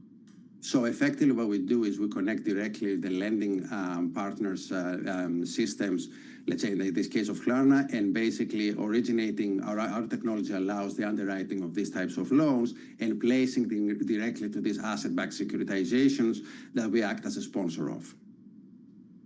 And just to follow up, in terms of the transaction that you placed, this of course happened right when markets were pretty volatile. I'm wondering sort of like how has the investor demand evolved, and how are you navigating this, that we're in a pretty volatile period where the market is just not open at all days? Yeah, no, I think, so it's a good question. Obviously in April we did some volatility and a little bit of market dislocation, specifically on the capital market, some of the spreads widening. But ultimately our scale and presence and the fact that we work with over 135 institutional investors allows us to be in position to adjust accordingly. We don't see the demand continues to be very strong. These types of dislocation happen all the time. There'll always be going to be a reason why capital markets move left or right, up and down. But once you have the certain scale that we have and the relationships that we have in the presence, that allows companies like ours to really continue to perform through the cycle, through changes like that. In April, as an example, even the first week of April, which we saw most of the volatility in the marketplace, we managed to issue $500 million of personal loan ABS, followed by another $300 million on the auto side, and all of them being well oversubscribed. EP, we're talking a lot to every executive we speak to. We're really asking them to give us details about AI and how they're using AI in their businesses. And I'm wondering not just how you're using AI right now, but how that's changed from a short time ago, let's say 6 months, a year ago. Because what we're told by folks in the industry is that this stuff is moving with incredible speed. I'm talking like years within 3-month increments, one person told me. That's absolutely true. And obviously, we're at the forefront of this type of technology. We have been in this space for over, call it 7 years. We are razor focused on the types of loans like personal loans, auto and POS, and therefore the expertise continues to grow. What I would say is AI is a little bit of a buzzword, obviously, nowadays. A lot of people are using it. The key differentiator when using AI models to really make more informed decisions is all fed by the data that the AI model absorbs. And in our case, the ability to be integrated with so many different partners across multiple different asset classes and different types of partners, from banks to fintechs to neobanks, this is what really differentiates the underwriting in our case. And ultimately, any AI model, somebody can always hire somebody to write an AI model, an AI code on how to underwrite these models. But ultimately, the data by which you feed it is really what sets it apart. And I think in our case, we have managed to build that database and really distinguish ourselves relative to some of the other players in the marketplace. And just to confirm, so the AI actually helps you with like detecting or assessing credit quality of borrowers, or is it more indirect? So no, it is direct, and the way I would think about it is, think about traditional manual processes of underwriting loans that would focus on one single type of metric, like let's say FICO, and looking at income statements for the last 3 years and things like that. I think what you manage to do is now you have a lot of the data that come with any application process from any consumer through the lending partners, combine that with a lot of the bureau data, and then you can find a lot of different correlations between the different data and make more informed decisions. What I would say the other piece of differentiation is when you think about these types of assets, like consumer assets, right, where are smaller ticket items, the ability to make a very quick decision and provide continuous flow of these types of assets to institutional investors, it can only be achieved through a technology. It's very difficult to do this through a manual process, looking at tapes and different data all the time and try to underwrite on a continuous basis. So that's where the technology and the AI becomes a much more efficient process on how to underwrite these things and these types of assets and really place them in the hands of institutional investors. EP, how do you know that you aren't getting into trouble? Like, I understand that you guys are looking for this second look series of loans for individuals, but how do you make sure that you're not increasing risk for the bank? How do you ensure that AI is going to catch it and do it correctly? And just got about 30, 40 seconds. Yeah. Yeah, sure. So I would say what the AI allows you to do is through the data, as I said before, to make more informed decisions. Specifically on Pagaya, and when you look at us relative to some of the other players in the marketplace, look at the leadership team.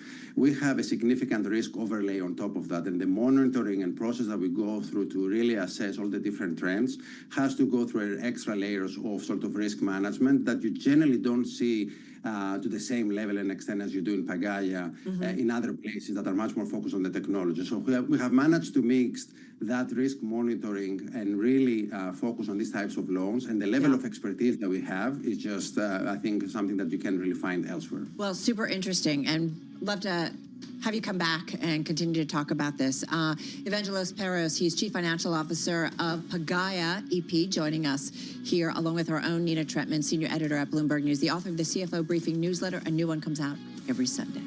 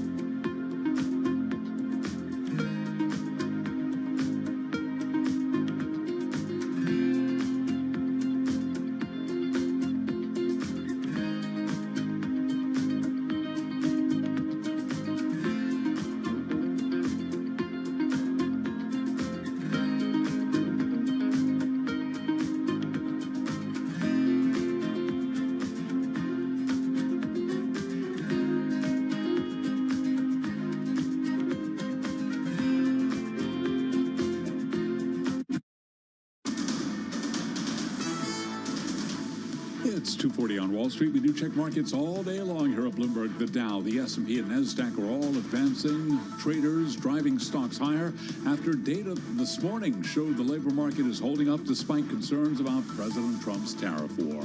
Here's where we stand. The S&P up 36 now, up 0.6%. The Dow also up by 0.6%, higher by 237 points.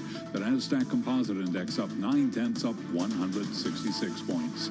The Bloomberg Mag 7 Index up 0.5% with the 10-year right now at 4.45%. The 2-year 3.95%. Gold down $29 the ounce, down 0.9%, 33.5240 on gold. And West Texas Intermediate crude up 1.4%, 63.41 a barrel on WTI. Bitcoin now up by 1.1%, just above $106,000. Constellation Energy has agreed to sell power from an Illinois nuclear plant to Meta Platforms as artificial intelligence sends power demand soaring. Meta down 0.4%, Constellation up 0.1%. For on-demand news 24 hours a day, subscribe to Bloomberg News Now wherever you get your podcasts. I'm Charlie Pellet. That is a Bloomberg Business Flash. All right, Charlie, thank you so much. All right, folks, you're up to speed on the markets. Let's get into what's really one of our big stories today. We wanted to dig into it even more. We're talking about the parent company of Facebook, Instagram, and WhatsApp signing that 20-year contract to buy over 1,100 megawatts from Constellation Energy's Clinton plant starting in mid-2027 when a state subsidy expires. Keep in mind, Constellation, the biggest U.S. nuclear operator, and also Meta, they didn't provide any of the financial details, but this is one of the big AI plays. Yeah, the big question is what it tells us about AI usage, the hyperscalers and Meta specifically. Also more. Back with us is Ed Ludlow. He's the co-host of Bloomberg Technology on Bloomberg TV. He's been talking about the story all day. He's also been doing a little bit of math. I was told there wouldn't be math, but he's sending emails with all this math. And that's exactly where I want to start, Ed, because the first thing I thought of when I saw this news early this morning was Microsoft. And the news that we got from Microsoft, I believe it was back in September, about its purchase of energy from Constellation. So let's compare apples to apples here. What does it tell you about Microsoft and its energy purchase and Meta's as well? It tells me that Meta's purchase of nuclear energy, or should I say sourcing of nuclear energy over a 20-year period, is a bigger deal by units of energy measure, and probably a bigger deal by dollar than Microsoft's 20-year deal with Constellation. And it's as simple as that. And like, I'm sorry, guys, like sometimes I do that, right? You have to email 400 people and be like, I did the math on this. But for me, like, this was a really big and is a really big story because Meta is not at the same scale as Microsoft when you simply measure the number and size of data centers it operates compared to what Microsoft does. So the fact it's really gone all in on one single deal to source nuclear energy is very telling of its commitment to power, pardon the pun, literally, AI development. But Ed, maybe Microsoft would say, hey, we're not putting all our eggs in one basket with this purchase from Constellation. I'm just playing devil's advocate here. We're going to diversify more. Maybe we'll end up using more power over the next 20 years, but we're not going to source as much from Constellation. Absolutely. So, like, Meta operates data centers. It is not a cloud computing provider, but it operates data centers enough that we care about that. The cloud computing providers, AWS, Amazon's AWS, Microsoft, Google, have much more scale. And so this is how I think about it. This was one single big deal for Meta. Each year, or currently, Meta is contracted to buy about 15 gigawatts of renewable or carbon neutral energy. Microsoft, by comparison, contracted long-term, all its deals is more than double that. The amount of energy that it is contracted to buy from renewable or net carbon neutral sources.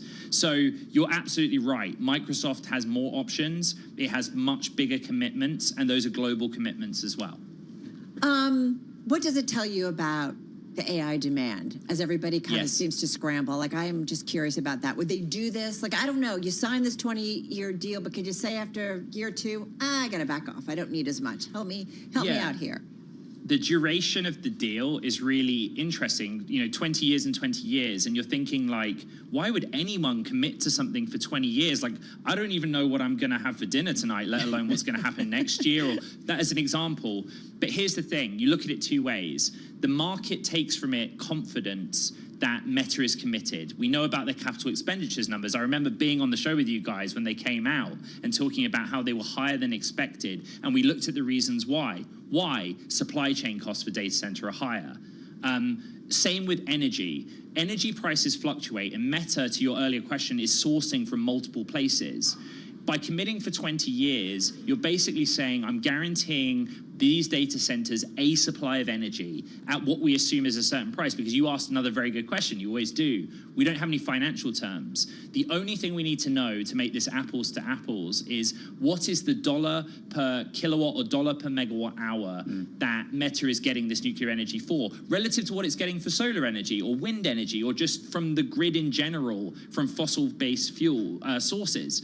And that's why the math's super fun and important as well. Hey, Ed, one thing that continues to boggle my mind when it comes to the way we're talking about energy demand over the future is to what extent efficiencies are actually priced in to demand here. Isn't this stuff supposed to get more efficient as it gets better, as the underlying components get better, as the software gets better, as engineers figure out ways to run this stuff faster and using less energy? Like, how are we still going to use so much energy if those efficiencies will happen?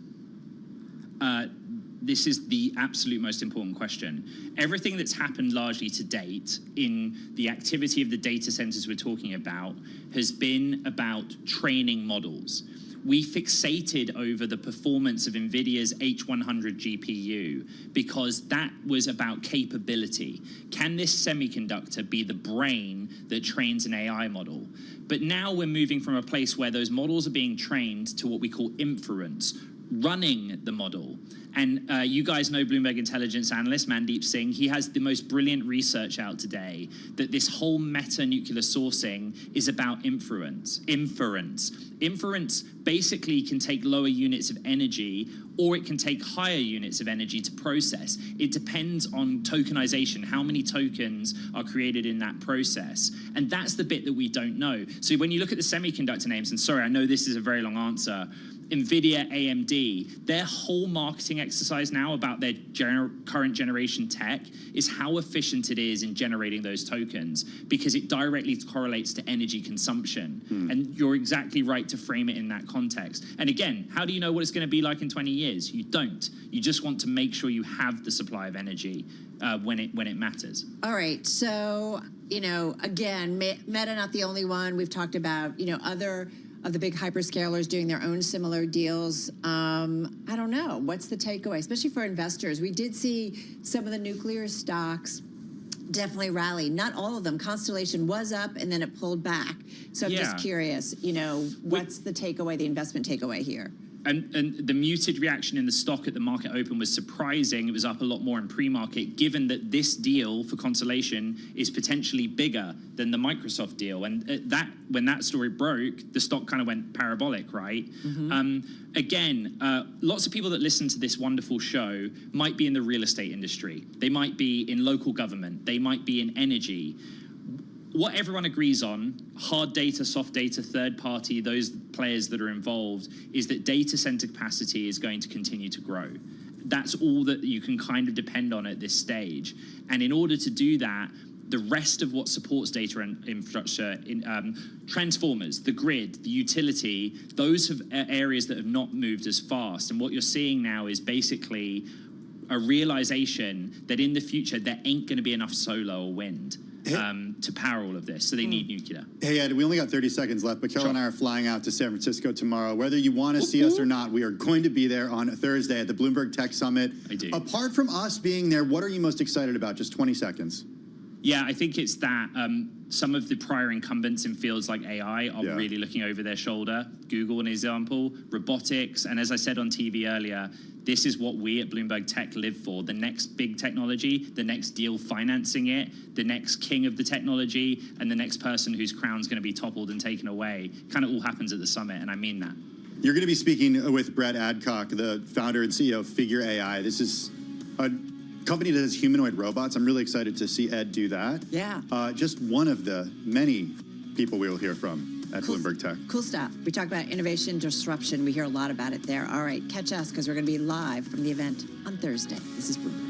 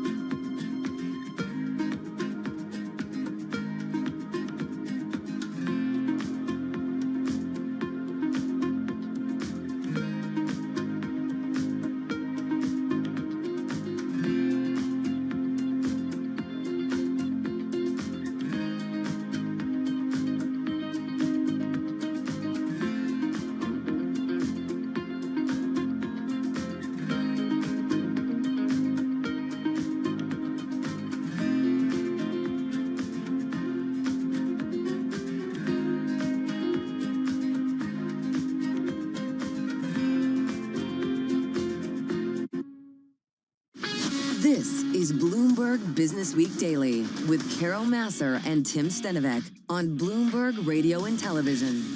All right, everybody, watching the markets. We're coming up on just about an hour to go left in the Tuesday trading session. Having said that, we've had a rally underway on Wall Street. So you've got your major equity averages pretty much hovering, Tim, just off their best levels of the session. Yeah, taking a look at what stocks are doing right now. The S&P 500 up 0.6%. The NASDAQ Composite up close to 0.9%. The Dow up 0.6%. All right, Carol Masser along with Tim Stenovec live here at Bloomberg headquarters in New York City. Let's take a look at some stocks on the move. With us is Bloomberg News equities reporter Nora Melinda joining us here in studio. Dollar General, man, on a tear. How much is it up? It's up about as much as 16% up. Deals. So they're also mentioning that their core customer base is feeling a bit financially strapped, but they're saying that they're able to actually entice those middle and higher income buyers that are looking for some deals there. So maybe these buyers are leaving where they traditionally would shop, such as like a Target or something. Right.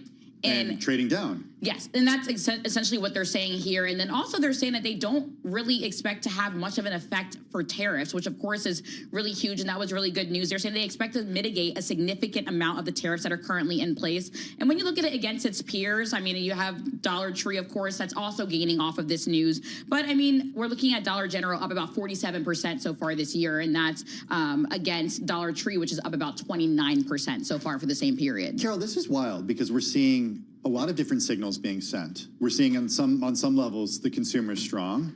On other levels, we're seeing wait a second, even the consumers who traditionally would not shop at a store such as this are trading down and looking for deals. And that's essentially what the CEO said. They're looking for deals amid weakening sentiment. Yeah, I find that interesting. Remember, we've talked about this in the past where we've seen kind of a wealthier consumer also, shopping at places where they look for a deal. We should point out, too, that Dollar Tree reports its results before the market opened tomorrow. Nora, the company also said about 25% of the retailer's customers have less income than they did last year. That's a survey that they did. I mean, that's so interesting. And I'm curious, if you were to pop over there, is everything still $1? Or no, definitely not. I can tell you that it's not. We're pushing above now. No, it's just called Dollar General. Right. Hey, stock's up almost 30% year to date, but again, a lot of that's probably because of today's move. Let's go to a big story of the day. One of the most read on the Bloomberg has to do with what's going on with nuclear stocks. Yes, so we're seeing nuclear stocks that have been getting a pop today. I've pretty much got eyes on Constellation Energy. We did see it up as much as 9% earlier, but we are seeing it sharply paring its gains. When I last checked, it was in the red. But this is after Constellation Energy was in the news because it struck a deal with Meta Platforms. And some are saying that this deal could be bigger than the one that they had with Microsoft. So it's interesting that we are seeing the stock here in the red right now. But essentially, the AI boom is sending demand for nuclear power soaring. And this is a 20-year contract that they're going to be having here. It's expected to kick off in mid-2027. So lots to keep an eye on in this space. And I mean, if you look at the year-to-date performance, up 40%. I love this story. I too was looking at the nuclear stocks group because some of the names held on to their gains. But it was interesting to see Constellation Energy, which actually did the deal, rally and then pull off that level. So we're seeing it a little bit lower as we speak. Where do you want to go? I want to go to Broadcom because we're expecting to hear from the company this week. Exactly. And as we're looking at shares today, they're hitting their highest intraday level ever. And this is after the company began shipping a new version of its data center switch chips. It's called the Tomahawk 6. And the new chip is expected to boost efficiency of AI accelerators. And they say that it can do the work of 6 previous versions. So it sounds like a pretty strong thing here that we have going. But customers are saying we'll pay about twice as much as the old one. That's nearly $20,000 a piece. That's, of course, ticker AVGO, and Constellation is CEG as well. Interesting to see Broadcom having the buying lately. Right. I mean, it's definitely interesting, especially when we're looking at performance against a lot of its peers. I mean, of course, everyone's always has their eyes on NVIDIA when we think about those in the semiconductor space, and especially as people are really parsing through their earnings that they had last week. So lots to keep an eye on. And I will say, Philadelphia Semiconductor Index, the SOX, there's 30 names, 29 are higher in today's session. Wow. I'm assuming some of it has to do with Broadcom, but I always feel like there's a lot of dynamics going on. But yeah, definitely some enthusiasm in that one. Nora Melinda, big thank you. She's Bloomberg News equities reporter. For more conversations like this, check out our new Stock Movers podcast. You can subscribe for 5-minute episodes on the biggest winners and losers in the stock market. Listen to Stock Movers on Apple, Spotify, or anywhere you get your podcasts. All right, everybody. We're getting ready to wrap up on this hour of Bloomberg Business Week Daily. We've got a rally underway, as we have been reminding you. We're just off our best levels of the session, Tim, but still up about 0.6% on the S&P 500. NASDAQ 100, a gain of just about 0.8%. Want to remind everybody, too,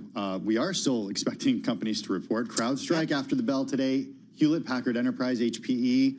That's set to cross just after the 4 o'clock hour, so likely we'll be covering those in our simulcast. All right, coming up in the next hour, we're going to talk a little bit about the economic data of the day. We're talking about job openings. Our Mike McKee making his way into the studio, so we're going to talk about that and more. And what else are we doing? Well, breaking just this afternoon, the president is set to attend the upcoming NATO summit. Nick Wadhams is going to join us. He's also going to talk a little bit about the way that European countries are spending their money on defense now. And I'm guessing he's going to have something to say about the drone strike. Yeah, you were out yesterday, but a lot of people talking about that drone strike over the weekend. What do you think, I don't follow news when I'm here? I thought you were out. What is that? I thought you were out. I occasionally look at some stuff. Hey, the close is coming your way on TV. Do not go anywhere, though. We continue on Bloomberg Business Week Daily.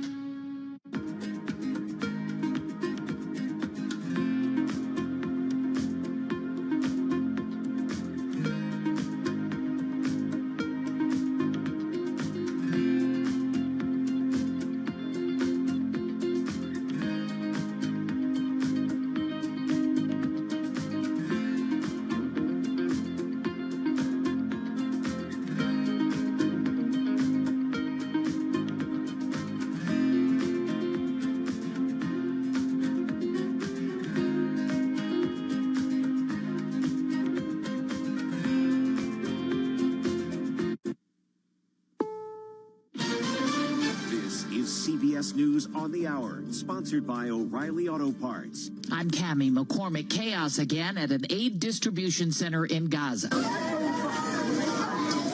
27 people were killed and nearly 200 injured when Israeli troops opened fire. Linda Gradstein reports from Jerusalem. The spokesman for the UN Human Rights Office said the attacks on Palestinian civilians trying to access food aid were unconscionable. The Israeli army said it fired on Palestinian suspects who approached them around 550 yards from a distribution site run by the Gaza Humanitarian Foundation, backed by the U.S. and Israel.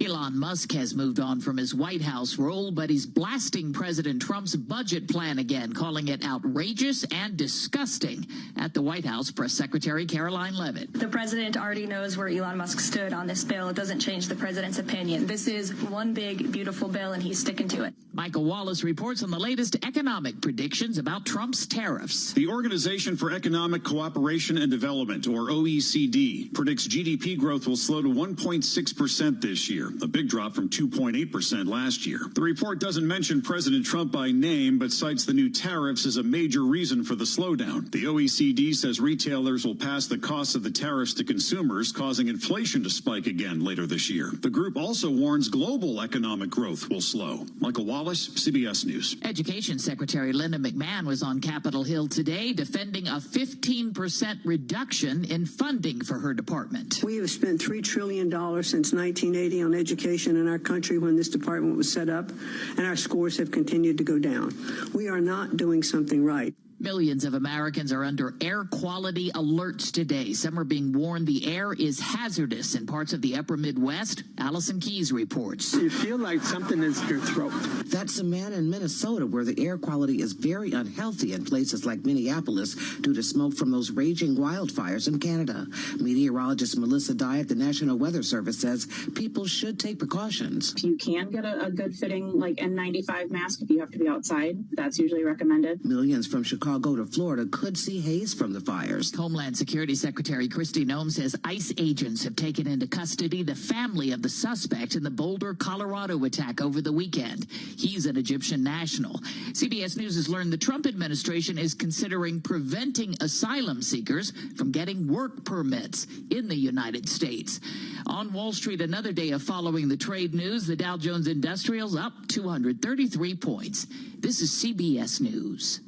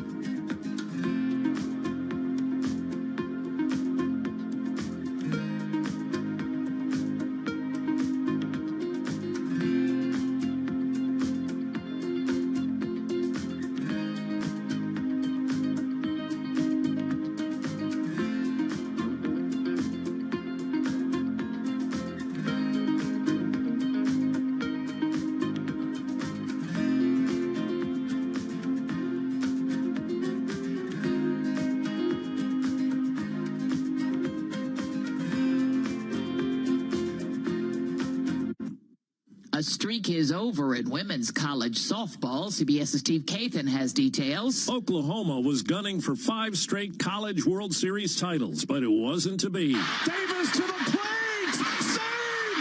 Texas Tech has done it! A sacrifice fly plated the walk-off winning run for Texas Tech, a 3-2 semifinal win over the Sooners to advance to the championship series against Texas. On ESPN, the Longhorns have been there before, losing twice to Oklahoma during the 4-year title run. Steve Kathan, CBS News. An Australian woman accused of murdering 3 of her estranged husband's relatives with poisonous mushrooms has told a court she accepts the fatal lunch she served contained death caps, but she insisted most of them came from local grocery stores. Her lawyers claim it was a tragic accident. The closely watched trial is in its 2nd day.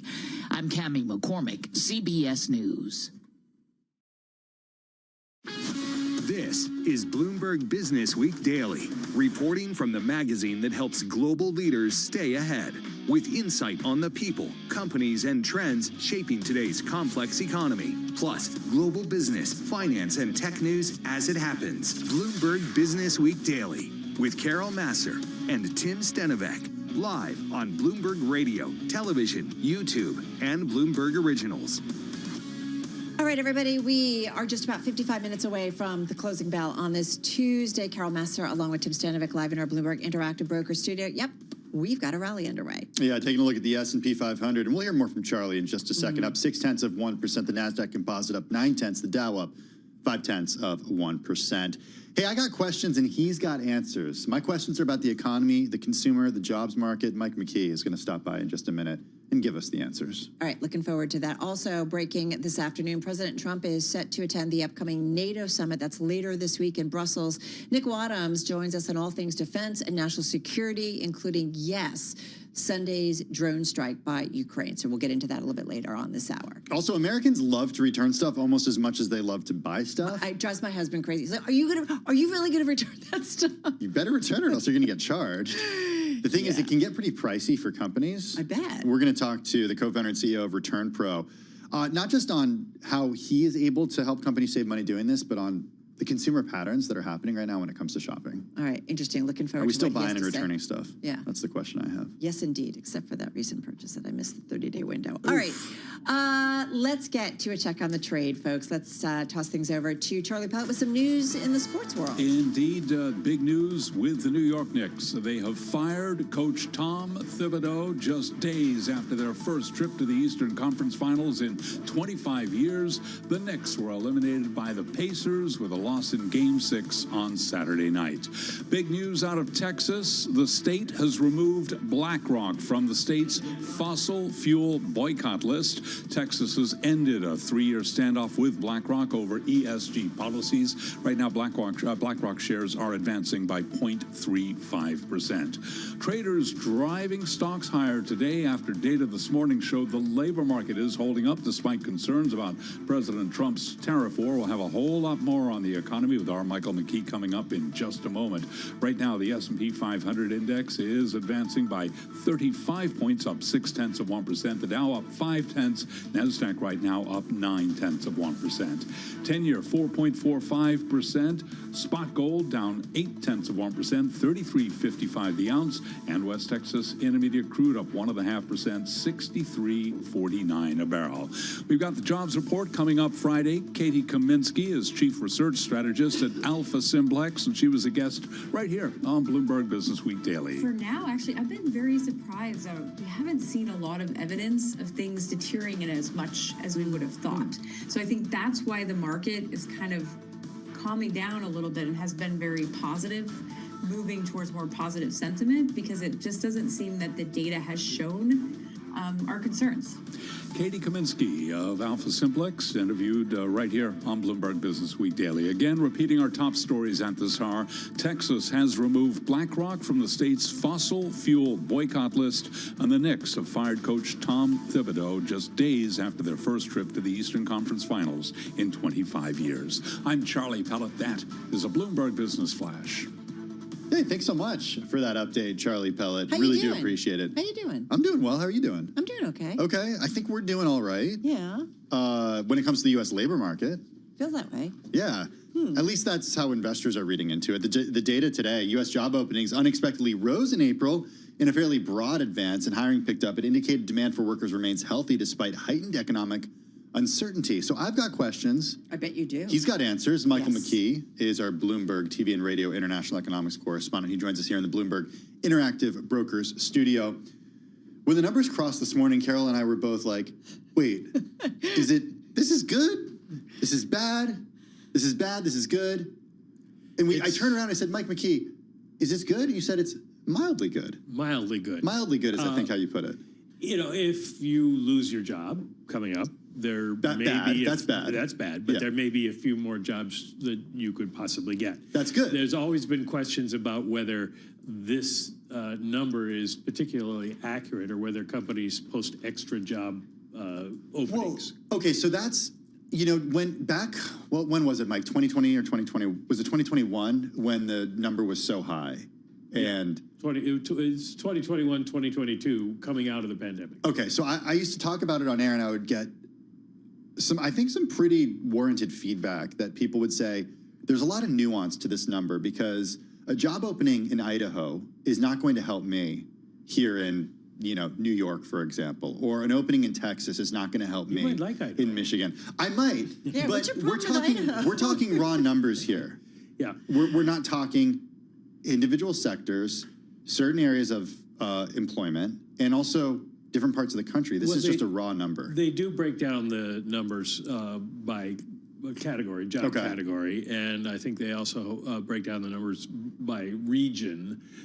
So I just didn't drill down enough. You probably didn't drill down enough, but the point at the time was there were so many jobs everywhere because everybody had to fire all their employees at once because of the pandemic, that what it was telling you is that companies were desperate to find people because a lot of people retired, didn't come back into the labor force or went off to school or something like that. So it was very difficult for companies to find people. Now the question is, if we are going into a downturn, do they fire them because they knew how hard it was? They know how hard it was to get more people, which is one reason that the layoffs level, while it went up, is still pretty low.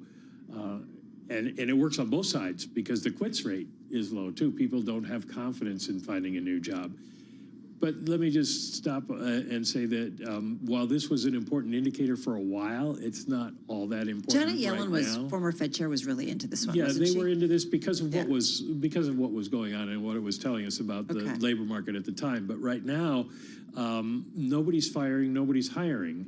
It's a very slow period because everybody's waiting to see what's going to happen with the economy. So it doesn't tell you a whole lot. Plus, it's 2 months behind. And we're worried about being 2 minutes behind when the president changes his mind. So it's kind of saying, yeah, there's job openings out there, but will there still be if companies are starting to get nervous and start getting rid of people and cutting back on hiring? Well, let's go there because Microsoft, I think, has recently fired, about 6,000, and now they're firing more. Disney has talked about some when do we start to see all of this? Because I do feel like there are a fair amount of company-specific stories where we're hearing people let go of folks. It takes a little while to compile. One of the reasons being is when they say we're going to let people go, and I didn't read the Microsoft press release, but I read the Disney press release, and it said in mid-July. Oh, okay. So, yes, they've announced they're going to get rid of people. And then to a certain extent, they'll see who they still have on the payroll in mid-July. People could quit and they don't have to fire them.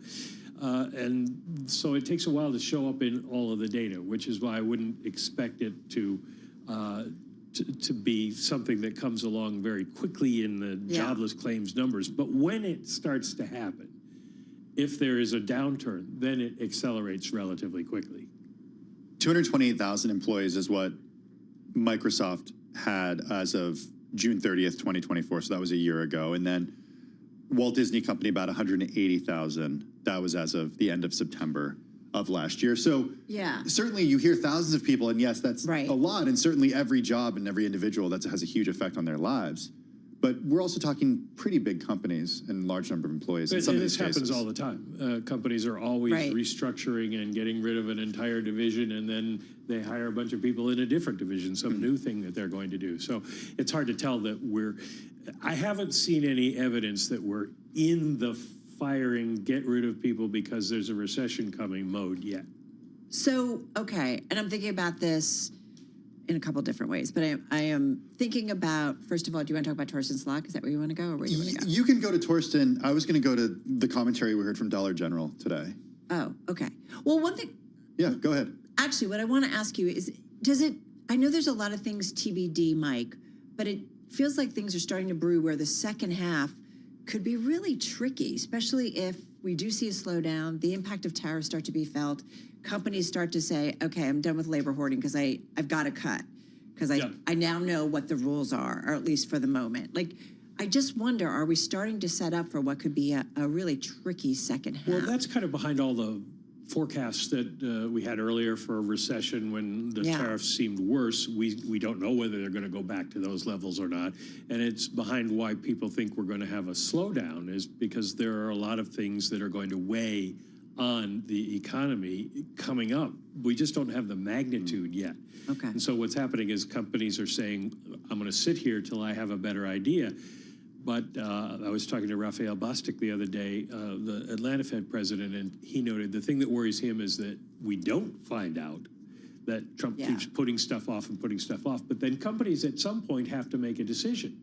And they can't just keep floating around with nothing. So they will probably cut back, maybe not getting rid of as many people because they don't have evidence that it's going to be terrible, but they're preparing for the storm, put it that way.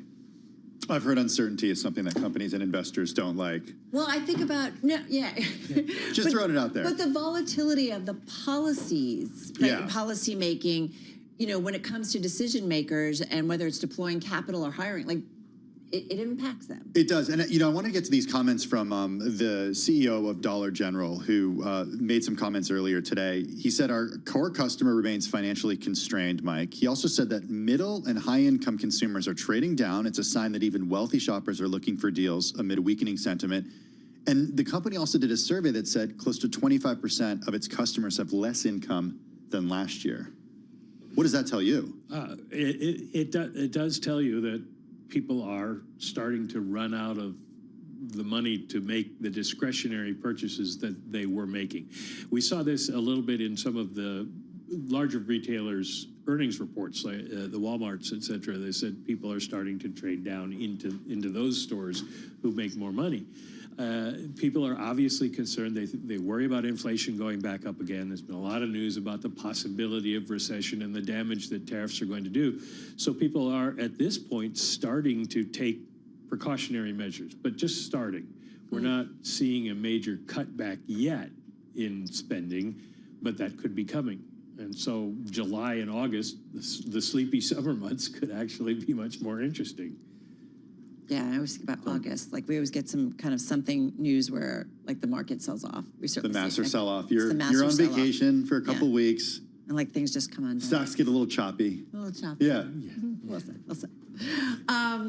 Interesting. Off to the monthly jobs report, right? Yeah, Friday. Friday, 130,000. We'll see. You gonna get some sleep before that? No. You got to be up early.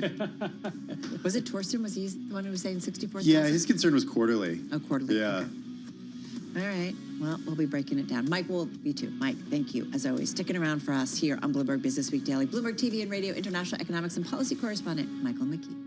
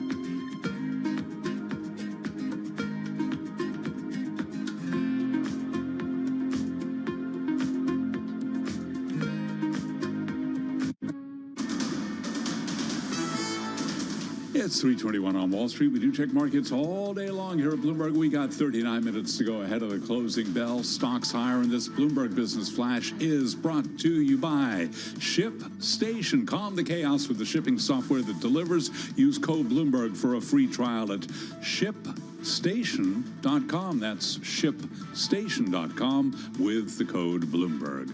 The Dow, the S&P, NASDAQ all advancing here with the S&P now up 34, up by about 0.6%. Traders driving stocks higher after data this morning showed the labor market is holding up. We've got the Dow up 211, now up 0.5%. NASDAQ up 164. That is a gain of 0.9%. Your 10-year at 4.45%. The 2-year 3.95%. Gold down $28 the ounce, down 0.8%. West Texas Intermediate crude up 1.5%, 63.47 a barrel. And Bitcoin 106,259 now on Bitcoin, up 1.3%. Friday, we get the jobs report. As for the economic backdrop, Kelsey Barrow is Executive Director for Fixed Income at J.P. Morgan Investment Management. If I think about the risks, I do think that they're asymmetric towards the risk that we could see weaker growth data, weaker labor market data, particularly relative to what we saw last month. Kelsey Barrow of J.P. Morgan Investment Management. And again, repeating one of our top sports stories, the Knicks have fired coach Tom Thibodeau days after their first trip to the Eastern Conference Finals in 25 years. Coming up after the close of trading, a couple of high-profile reports. We will be hearing from both CrowdStrike and HPE, Hewlett-Packard Enterprise. I'm Charlie Pellet. That is a Bloomberg Business Flash. Hey, thanks so much for that update, Charlie. Really do appreciate it. Big meeting coming up later this week, a gathering of NATO defense ministers in Brussels. That's happening in just a couple of days. And President Trump, just a couple hours ago, saying he will be there. Just before we heard from White House Press Secretary Caroline Leavitt that the president was not aware of the Ukraine drone strike on Russia before it happened. With more on all this and more, we head to Washington, D.C. and at Bloomberg News National Security Team Leader Nick Wadhams, who joins us from our Bloomberg News Washington, D.C. Bureau. Nick, I want to start with just the news that the president is set to go to the NATO defense ministers meeting in Brussels. What's the signal that that's sending? Why was this such a big deal? This was a red sticky to cross the Bloomberg terminal this afternoon.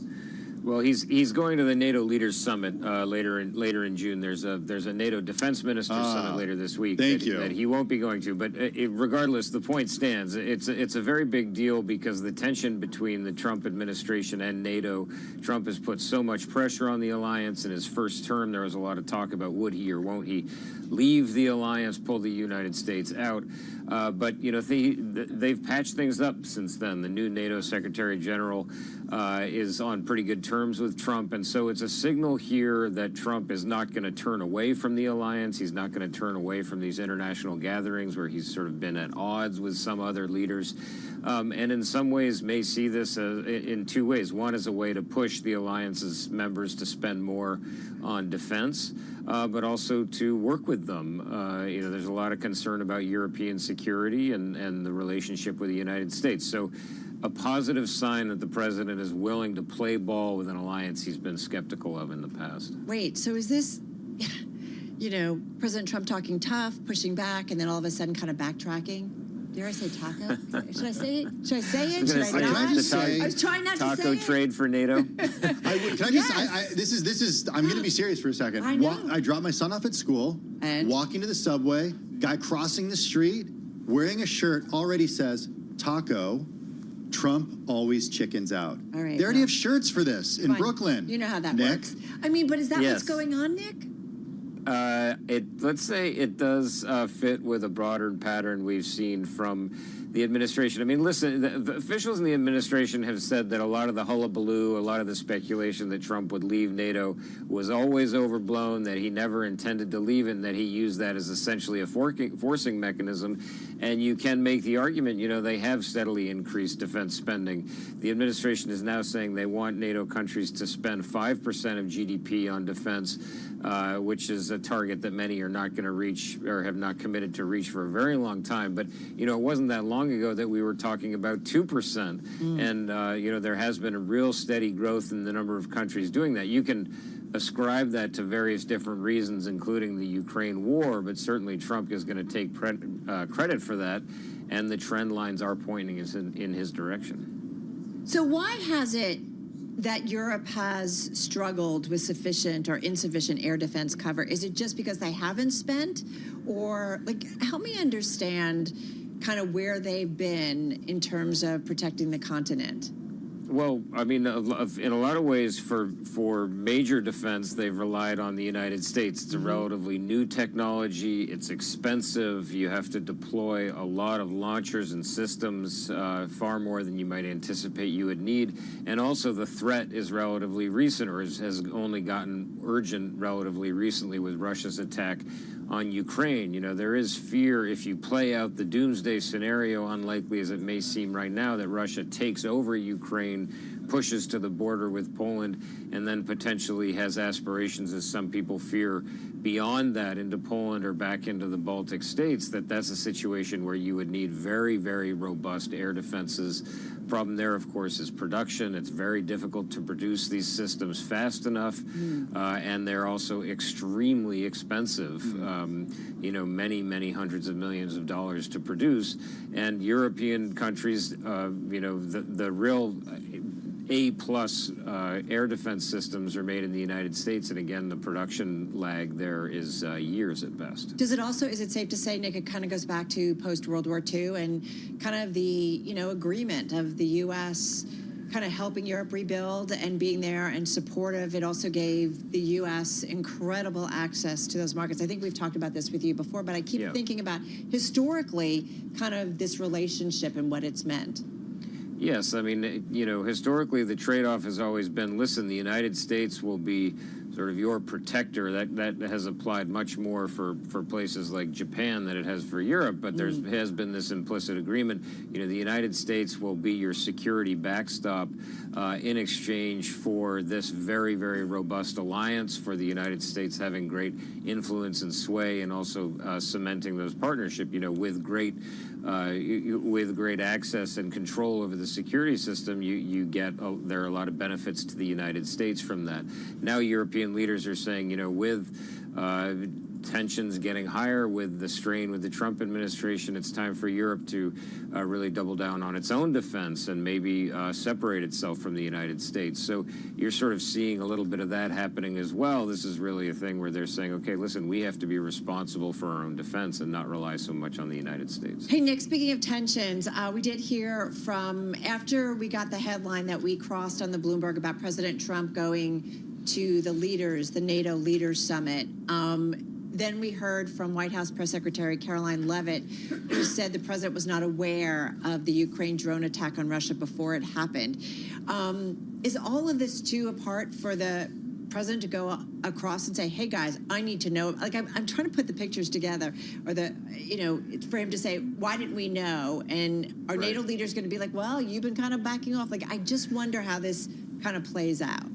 Right. I mean, there is an uncomfortable dynamic there for the president. I mean, listen, I think, you know, when Ukraine has launched drone strikes on Russian soil in the past, I don't think they would have necessarily tipped off the United States. You know, it's the whole sort of ask forgiveness rather than permission, and that applied certainly under the Biden administration as well. But, you know, there is that concern. I mean, President Trump's strategy has been, listen, we want to get to talks, and rather than using leverage, the leverage of force, of sanctions, of punishing Russia, of stepping up the fight, we want to avoid an escalatory spiral and say, hey, we're going to create space for talks and sort of use carrots rather than sticks. So I think, you know, though the president has not really commented in any fulsome way on these drone strikes, it's something he might oppose because he believes it's unhelpful at a time when he's trying to get these two sides in a room with each other.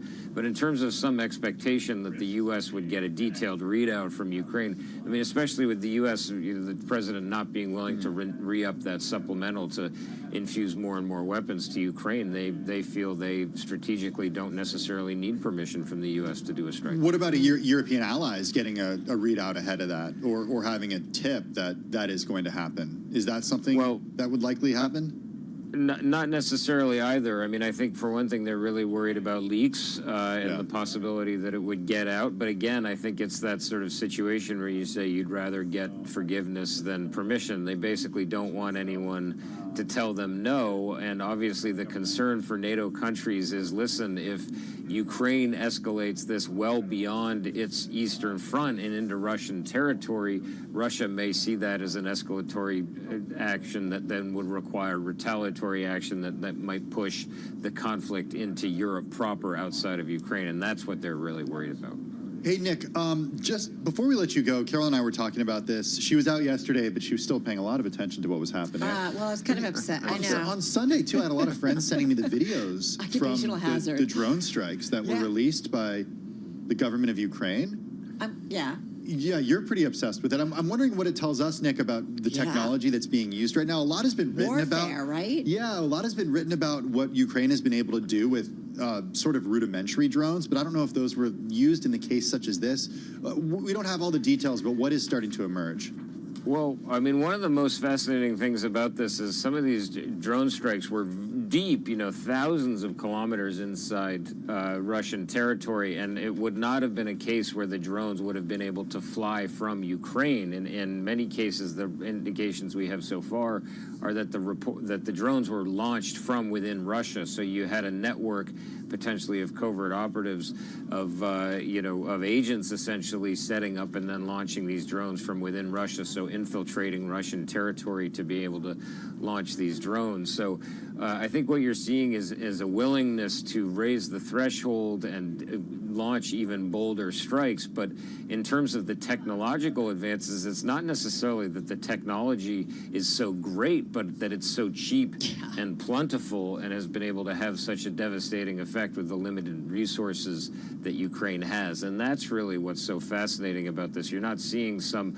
multi-million-dollar advanced stealth fighter jet launching a round-the-world strike from a base in Kansas or something like that. You're seeing the infiltration into Russian territory of very rudimentary drones that are being used to devastating effect. Yeah, it kind of reminded me, I know it's not apples to apples, but I think about when Deep Sea came out earlier this year, and we were like, okay, maybe we can do this AI thing less expensively and very differently. And this just, to me, Nick, it seemed like warfare that, like you said, it doesn't have to be super expensive for it to be impactful.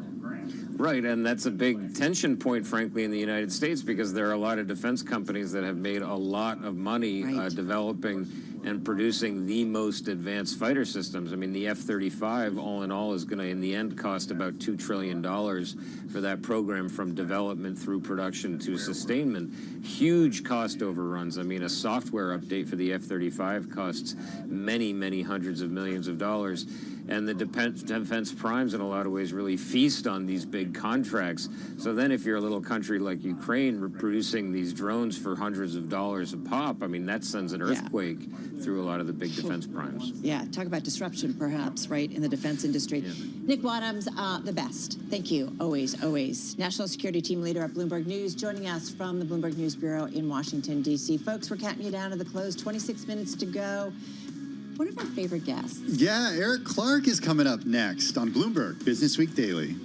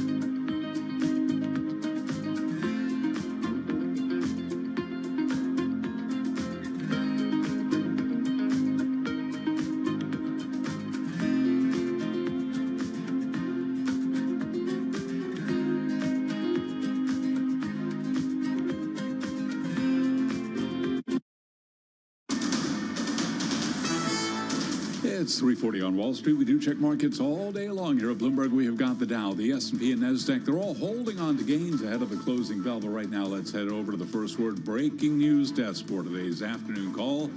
Here he is, Bill Maloney.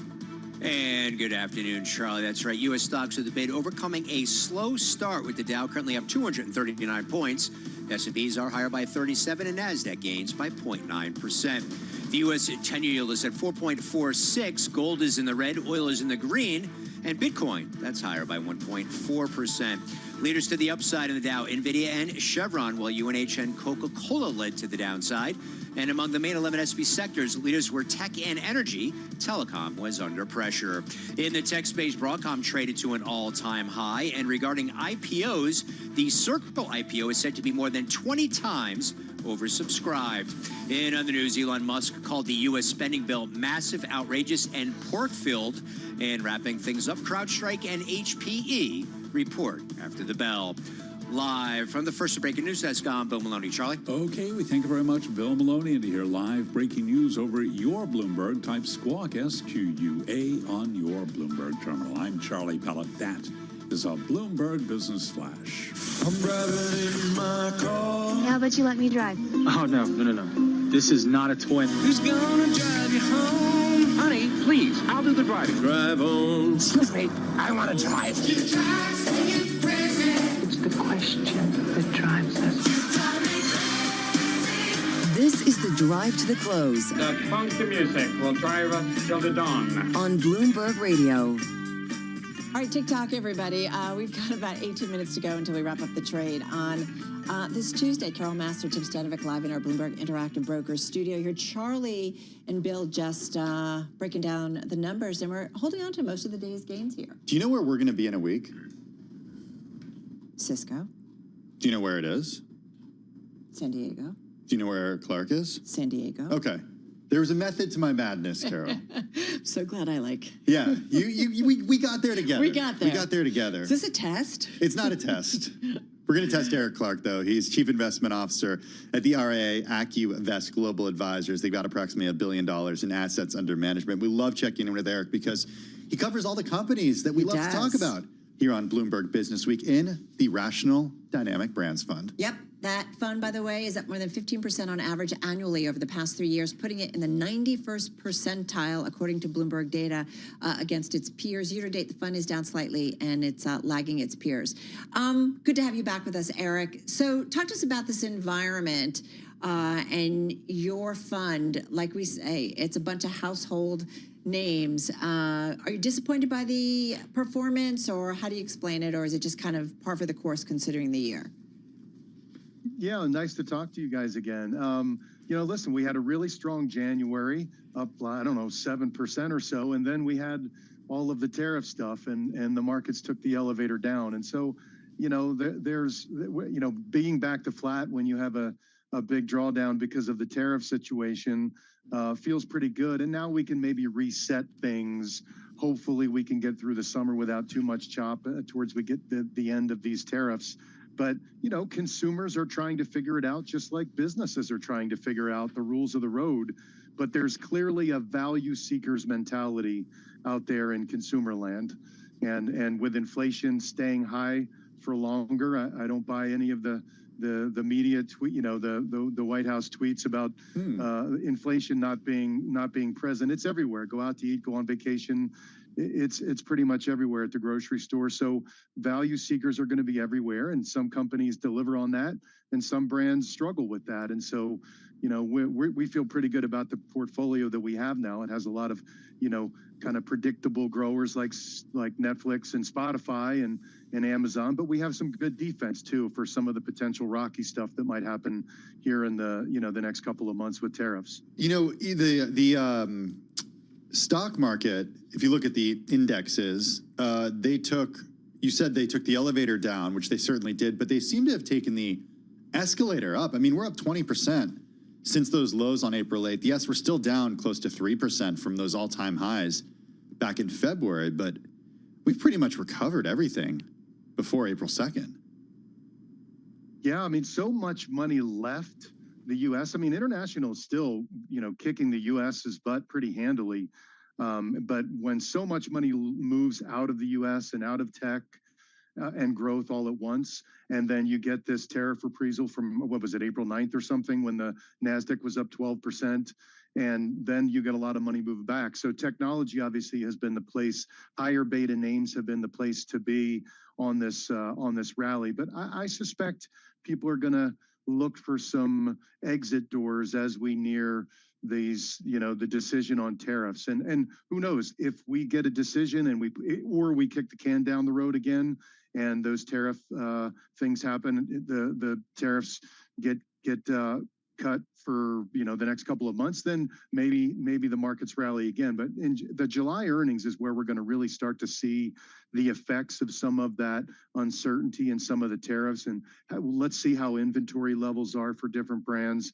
It was never this particular quarter that I was worried about. It was all the July quarter, and that's really going to be the test on who's able to navigate this better than others. And candidly, the bigger brands with bigger cash flows and more levers to pull, and going back to their suppliers and negotiating better rates, those are the companies that can navigate tariffs much better than maybe smaller companies. So that's the real test of July earnings, in my opinion. Okay, so we'll hopefully speak to you before then, Eric. We've spoken to you for years, and when we've spoken to you, we've referenced, as we did today, that you are a manager of the Rational Dynamic Brands Fund, and it still shows you as the portfolio manager of that mutual fund. Behind you, I see you have the Alpha Brands logo ETF. It's the Alpha Brands Consumption Leaders ETF. It's an ETF here in the U.S. That includes companies such as Visa, Booking, Costco, Netflix, Eli Lilly, KKR, Walmart, Spotify, Meta Platforms, and more in it. Just give us your current focus right now, and are you managing this fund as well as the Dynamic Brands Fund? We are, the team. Thanks for mentioning that. I mean, we just launched the ETF 3 or 4 days ago, so it's pretty new. We obviously have a track record of managing global brands portfolios going back to 2016, and the ETF is a little bit different than the fund in that it's a much more broad in the consumption categories that we want to have exposures to. And so, we have exposure to travel through Booking and Marriott, and we have exposure through streaming through Spotify and Netflix, and even some international exposure like through media with Sony and Tencent on the China technology. So this is more about broad spending categories, which brands are the dominant leaders in those categories, and we're still managing it through a business cycle. Obviously, the business cycle is still important. So, take more risk and when it's prudent and the economy's expanding, and get more defensive when you have a little more, yellow signs, cautionary tales, and data points that are starting. And we still see some of those cautionary data points, which keep us, with about 25% on the defense, Coke, right, AutoZone, O'Reilly Automotive, those kind of things. Eric, is the idea that new money comes in and you want it to go into the ETF rather than into the mutual fund? It's sort of the pattern that we're seeing with portfolio managers who are moving away from mutual funds and more into ETFs. Yeah, our view, there's still a lot of advisors and people who like mutual funds and the familiarity there. The goal for us was have a consumption leaders global brand strategy in both of the popular packages, the mutual fund and the ETF, and then we can let advisors and individuals choose which. I can deliver it in a cone or a cup, so to speak. Obviously, the flows are going to ETFs, and so having an ETF offering for people to get access to the brands that they admire and the brands that they spend their time and their money on, that's just a wise decision. But there's still money coming into the mutual fund as well. All right, we're going to leave it on that. We're going to leave it on that note. Thank you so much, Eric. Good to check in with you. Eric Clark, Chief Investment Officer at the Registered Investment Advisor, AccuVest Global Advisors, roughly $1 billion in assets under management. July quarter is the one that he says to watch. That's when we will see the challenges start to emerge. I mean, I do feel like everything is a second half story. And so I guess if policy settles down, we'll see what it ultimately means for companies and what kind of visibility they have, right? And what they tell us about the outlook. All right, folks, we are moving towards the close on this Tuesday, just about 10 minutes to go. We're coming off our best levels of the session. We'll break down the numbers and some earnings. That's next on Bloomberg Business Week Daily.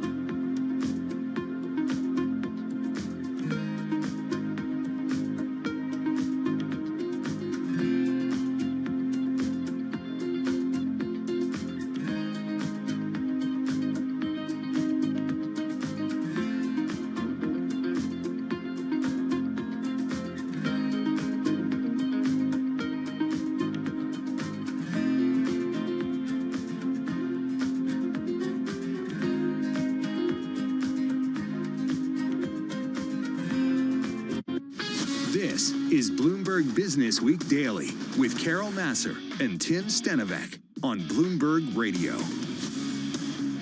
What's your problem? What's my problem? Tim's like, I'm having a hard day. You know, people are talking in my ear while I'm trying to make excuses. I'm dropping my phone.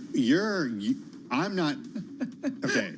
My day is nothing compared to your day. That's right. When you're done, can you talk a little bit about what's going on here? Do you have somebody to carry your bags? Do you need somebody to carry your bags? I left them at the front desk this morning. Downstairs?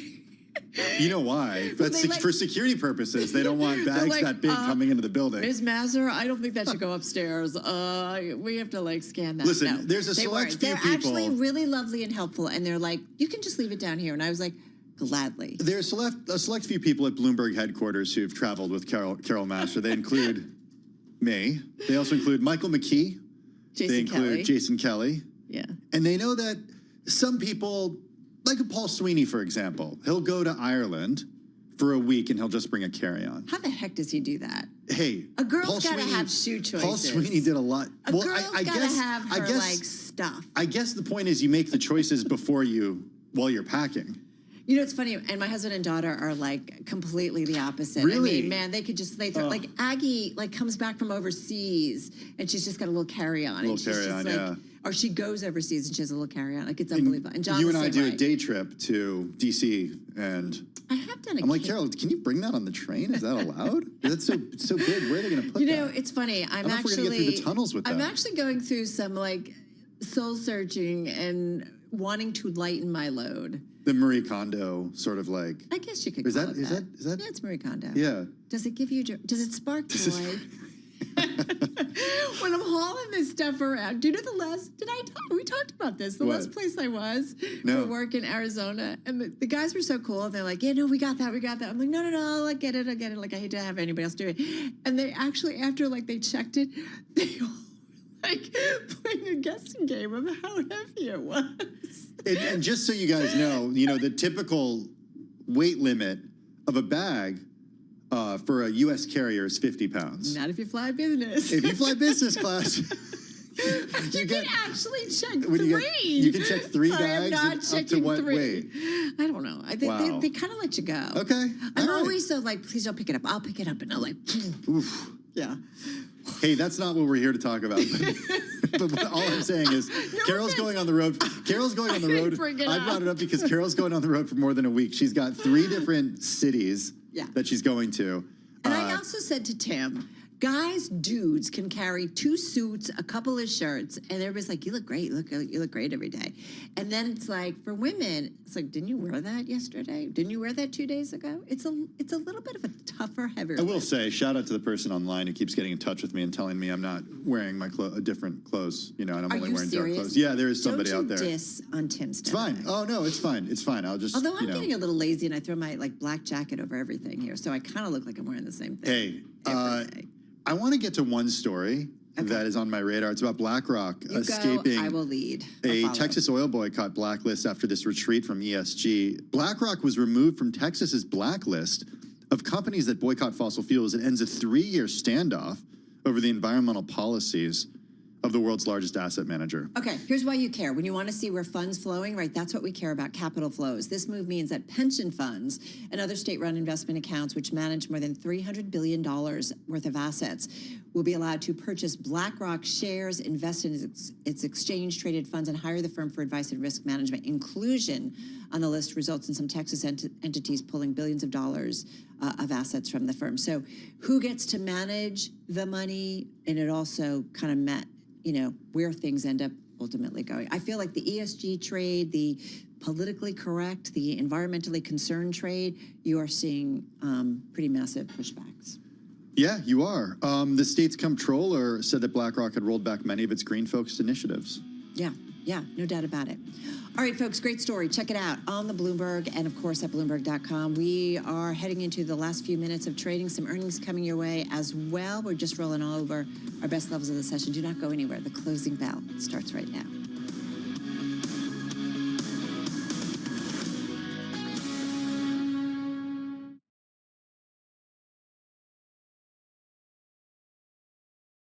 Believe it or not, a full breakdown of all of today's market action starts right now. Closing Bell, Bloomberg's comprehensive cross-platform coverage of the U.S. market close starts right now. And right now, we are 2 minutes away from the end of the trading day. Romaine Bostick alongside Katie Greifeld, taking you through to the closing bell with a global simulcast that starts right now. Carol Massar and Tim Senovic join us in the radio booth. Alex Steele and Scarlett Fu both on assignment for the day, and they are missing quite a day. 0.6% gain on the S&P 500, but a 1.6% gain, Carol Massar, on the Russell 2000 outperformance by the small caps. Don't poo-poo it. No, I'm not poo-pooing. It's your favorite index. I know you love those little critters. Having said that, I'm looking at the semiconductor names because if you want to see some outperformance, check it out. The stocks, most of the names are higher today, and you're looking at the index up about 3%, almost 3%. You know, I'm having trouble kind of making sense of the Look, the stock market is not the economy. We know that. The exuberance that we're seeing. I disagree, but go ahead. Excuse me? I disagree, but go ahead. You disagree? Okay. Yeah, I do, strongly. Okay, we don't have time to talk about that right now. We can talk about that maybe after the bells. But comments from the CEO of Dollar General earlier today about a weakening consumer, wealthier consumers trading down. That's why we're seeing shares of Dollar General higher today. How are we making sense of the sort of conflicting signals that we're getting about the health of the consumer and the U.S. economy?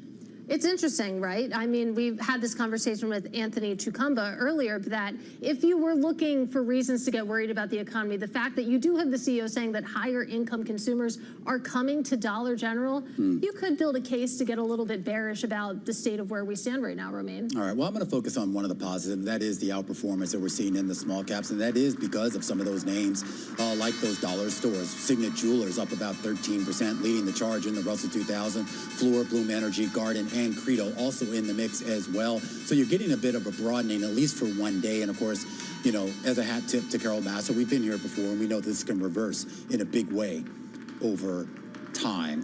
Before we get to the closing bells, just a quick note here. Crossing the wire right now, a big headline on Wells Fargo. The Federal Reserve here in the United States has finally lifted the asset cap restriction on Wells Fargo. This, of course, has been in place for years, and we're seeing a big pop in the shares in the after hours, up by about 6%. We're going to get you some more details on that in just a second, but let's walk you through the broad market numbers with the Dow Jones Industrial Average up by 0.5 percentage point, the S&P up by 0.6 percentage point, the NASDAQ up by 0.8 percentage point, and the Russell 2000 up 1.6%. Hey, I'm just going to piggyback on that. That cap on Wells Fargo has been in place for more than 7 years. We know that it went through a really tricky time with a lot of issues and a lot of different problems that caused that cap to be there. But now you've got, the removal of that cap allowing the bank essentially to pursue growth again, closing the door on nearly a decade of scandals, and marks a major, major win for the company's CEO, Charlie Scharf. And as Romaine said, we're seeing it pop certainly in the aftermarket. And I just real quick, I just want to stay on this for just 1 second. So the statement from Michael Barr, of course, the Fed governor who kind of oversees all of the banking supervision, saying that the removal of that asset cap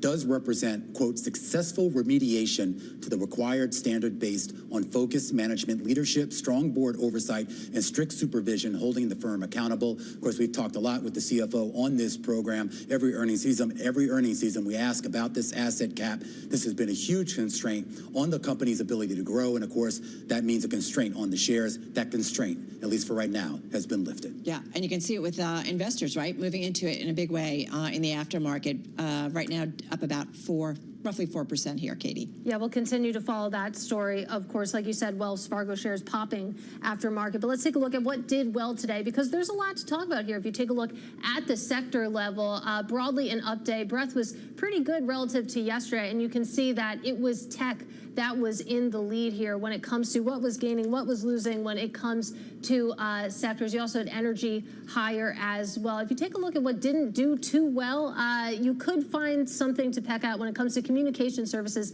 That sector falling about 0.8%. Real estate, consumer staples also taking a little bit of a dive, but 8 out of 11 sectors in the green, Carol. All right, guys, let's get to some of the individual gainers. As you said, Katie, a lot of winners in today's session. Hey, a lot of names in the nuclear energy space definitely gaining in today's session. Not everybody everybody, though. If you take a look at Constellation Energy, we did see initially a pop, but it lost a lot of that, and I think all of it by the end of the close. Vistra, though, did hold on to most of its gain, up about 5%. That's a $59 billion power generation company that's up about 30% year to date. But again, the big reason we've been talking about this sector today has to do with Constellation Energy agreeing to sell a bunch of power from one of its operating nuclear power plants in Illinois to Meta Platforms. So again, we're thinking about AI demand, we're thinking about how we power it, and nuclear tends to increasingly be the way forward. I mentioned semiconductors. I think all 30 names in the SOX were up today, and that includes Broadcom, up about 2.9% here at the close. The company began shipping a new version of its data center switch chips that can boost the efficiency of AI accelerators, aiming to take a bigger role in the booming market for AI computing. So, yeah, all eyes on Broadcom. Keep in mind that it does report after market close. That happens on June 5th, so a little bit later this week. Dollar General, I think this is the #1 gainer. Yep. In the S&P 500, finishing the day up more than 16%, its highest intraday ever as well.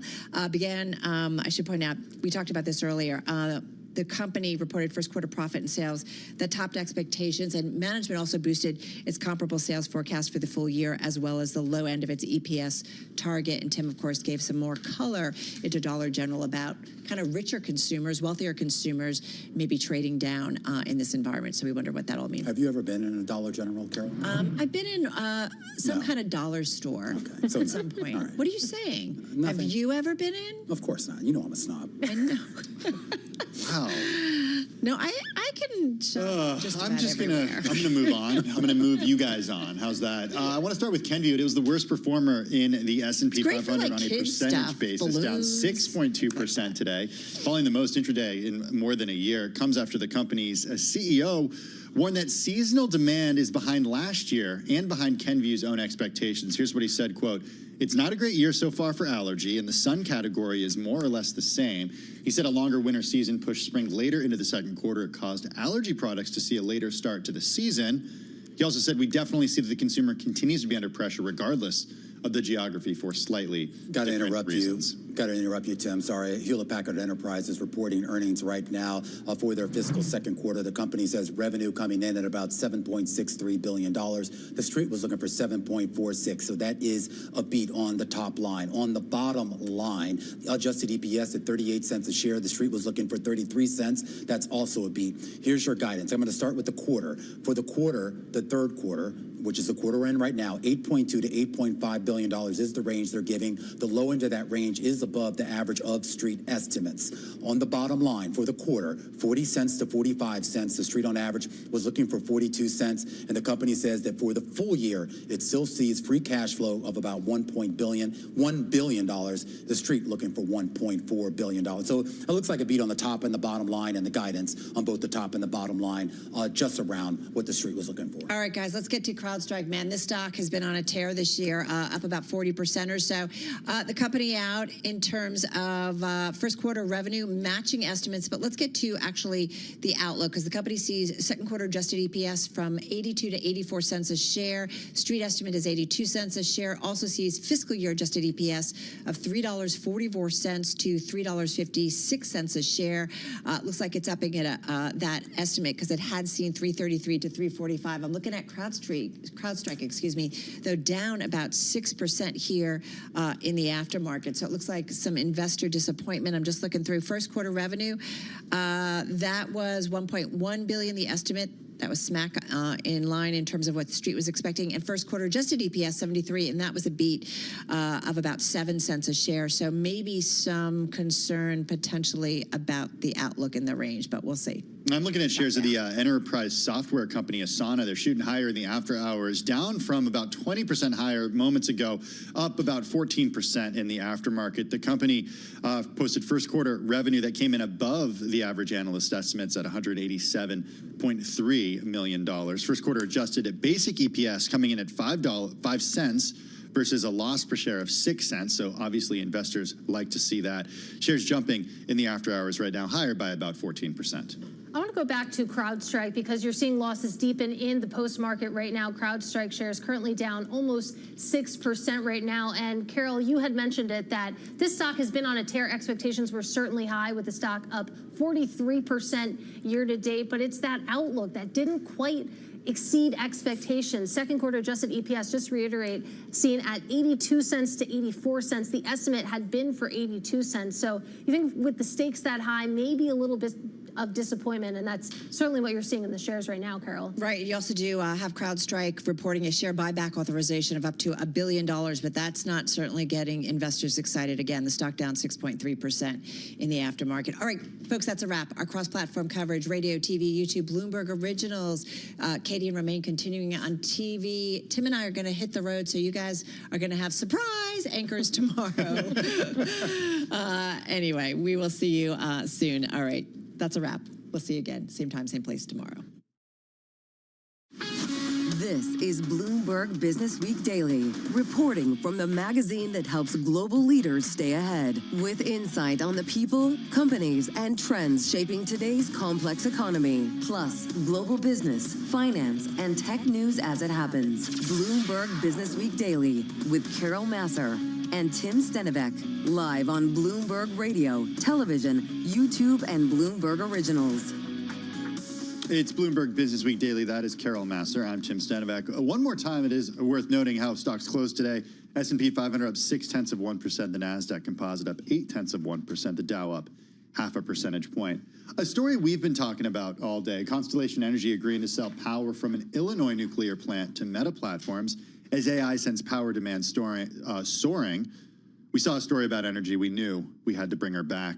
She joined us yesterday, and by popular demand, Alex Steele is back. Also, Carol missed her. I did. She's a little jealous. I was. Alex is the Bloomberg radio and television anchor. She co-hosts Bloomberg Intelligence and The Close. She joins us from our Washington, D.C. bureau.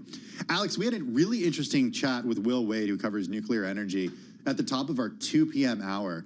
And I asked him, hey, why does it matter where this energy comes from? I mean, energy is energy. If you're getting power for a server from fossil fuels or from a nuclear plant, it still does the same thing. And Will said, these companies want to buy clean energy.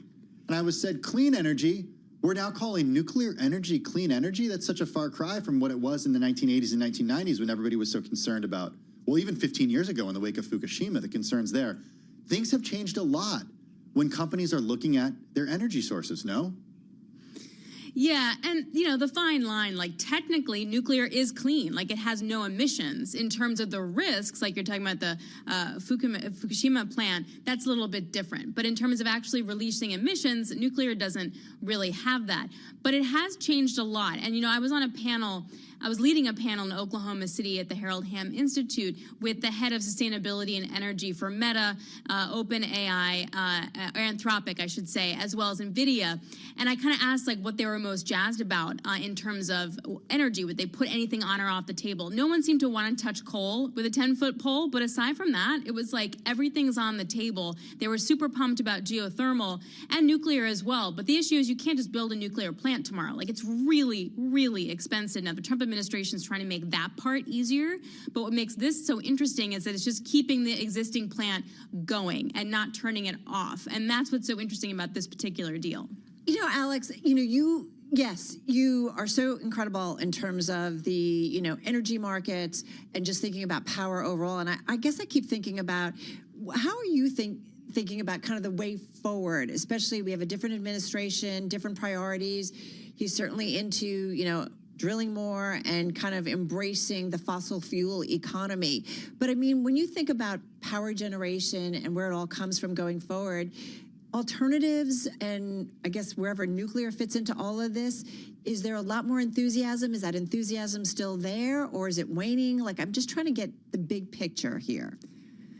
I don't think you're alone. First of all, you guys are really good for my ego, so I'm going to come on every day. But you're welcome to. But you're not. Yeah, you're welcome to. But You're not alone in being confused. So what everyone can kind of seem to agree on in the industry is that hydrogen is in a really bad spot because it doesn't have the support anymore from tax credits. It's way too expensive, and it hasn't been proven yet to deliver the results. So let's put hydrogen aside for a second. Solar and wind are economically very competitive. Without the tax credits, it gets a lot harder. The problem is, of course, it's intermittent, right? Sun and wind don't shine and blow every day, so you need to offset it with something else, like nuclear or gas or coal. Now, the administration's talked a lot about coal. I was talking to Secretary Wright, though, the Energy Secretary, and he made it clear to me, at least, that it's not about new coal plants. It's about the current ones just not going away, which is where we kind of are with nuclear also. Administration is super into geothermal, so that's like a heat pump, like you might have with a mini split, say, in your house. So really into geothermal. Again, there are issues, need to be scalable, that go with it. I think that the prevailing feeling is that you need all of this stuff, and to turn your back on anything is a really bad idea. And you need it to all work together to help to support the grid, because nothing is foolproof and nothing runs forever. And that's where the ideological lines get really tricky when we're just trying to make sure we all keep the lights on at the end of the day. Yeah, that's what I'm wondering about, because here we are in an environment where we're using more and more electricity than we even thought we would. Demand is going up because of what we're doing as consumers and what companies are doing to deliver the AI solutions that they think customers and businesses want. So where does that leave the traditional oil and gas players that you have covered for years, Alex, in an environment where oil prices are down roughly 10% so far this year? Where do they lay right now? Yeah, this is the really funny part, because they're not power producers. So they're not anywhere in this game. Being a power producer is really different than being an oil company. So they're not. So they're not even. And forgive my ignorance here, but they're not even ever selling product to power producers. Whether we're producing with fossil fuels, they're never in that pipeline. So like, an AI company is never going to call up Exxon and be like, hey, I need power for my plant. Right. There's a lot of intermediaries. And I mean, Exxon might actually think about getting into power, but putting that aside, like, power is a whole different business than producing oil and gas. Now, the gas part and using gas to help emanate power is something where the oil companies can play, because they do make gas and they do produce gas. So that is a spot for them. But just because power demand is going to grow and AI hyperscalers are going to invest a lot of money doesn't necessarily mean that all of a sudden there's a huge demand pull for what the fossil fuel players are pulling out of the ground. There's not a direct line from that. It's all energy, sure, and maybe more of a direct line when it comes to a gas player, but it's not a straight line for them. They're still going to be at the mercy of the strip price for crude and what the underlying demand is for crude, like what we put in our car and that kind of stuff. All right, so we love that you went there. So when you think about kind of moving forward, and you're right, like power generation versus what we're getting from all the big energy giants, like two different things. I just wonder, I don't know, for the investment class that's out there, like how do you take though a story like, once again, Meta, Constellation, we've seen Microsoft, like we keep seeing these hyperscalers, right, tap into how do we power all this stuff going forward? How do we make sure that we, are reaching out to the right power producers? What is the right investment story to be thinking about? Because the build out, whether it's nuclear takes time. So I'm just curious how we think about this. Yeah. And nuclear is still quite expensive. The Bloomberg Intelligence did a great rundown on this and said that, assuming a construction cost of like $10,000 per kilowatt, a 1 gigawatt unit would be still $10 billion, right? And that's a lot of money to sink in. And that's like there for the long time. This is not a short-term kind of thing. Okay, so what do investors do? I don't know. If I knew, I'd probably go do that. But I think it's the power players. I like that you thought about it for a second, Alex. You really thought about it. And then, I like that. I also like when you have a conversation with yourself. It's really kind of fun. Oh, great. On radio with two other people. Super cool. Okay. But the investment thesis becomes more of who is talking and what's the price at. Yeah. So the AI players can say a lot that they want this kind of power, and the energies guys can say, look, we're talking to all these people, isn't that super awesome? But who's actually signing the contracts, and at what price are they doing that? We don't know the financials when it comes to what Meta and Constellation Energy got together. I'm sure we will. At some point, the rumor is that it's less than what Microsoft paid to Constellation because you had to restart a plan versus just keep it going. But how hard is it to sign those deals? Because if it's hard to sign those deals, that means that a lot of the talk is just talk. It's not actually being signed into action. Also, sometimes we're double counting or triple counting certain power demand needs, so it's not like a one-for-one basis. I've heard a lot of stories that the tech guys are kind of out there like casting super wide nets, but that's not necessarily an actual deliverable that's going to be signed on the fine print kind of thing. Right.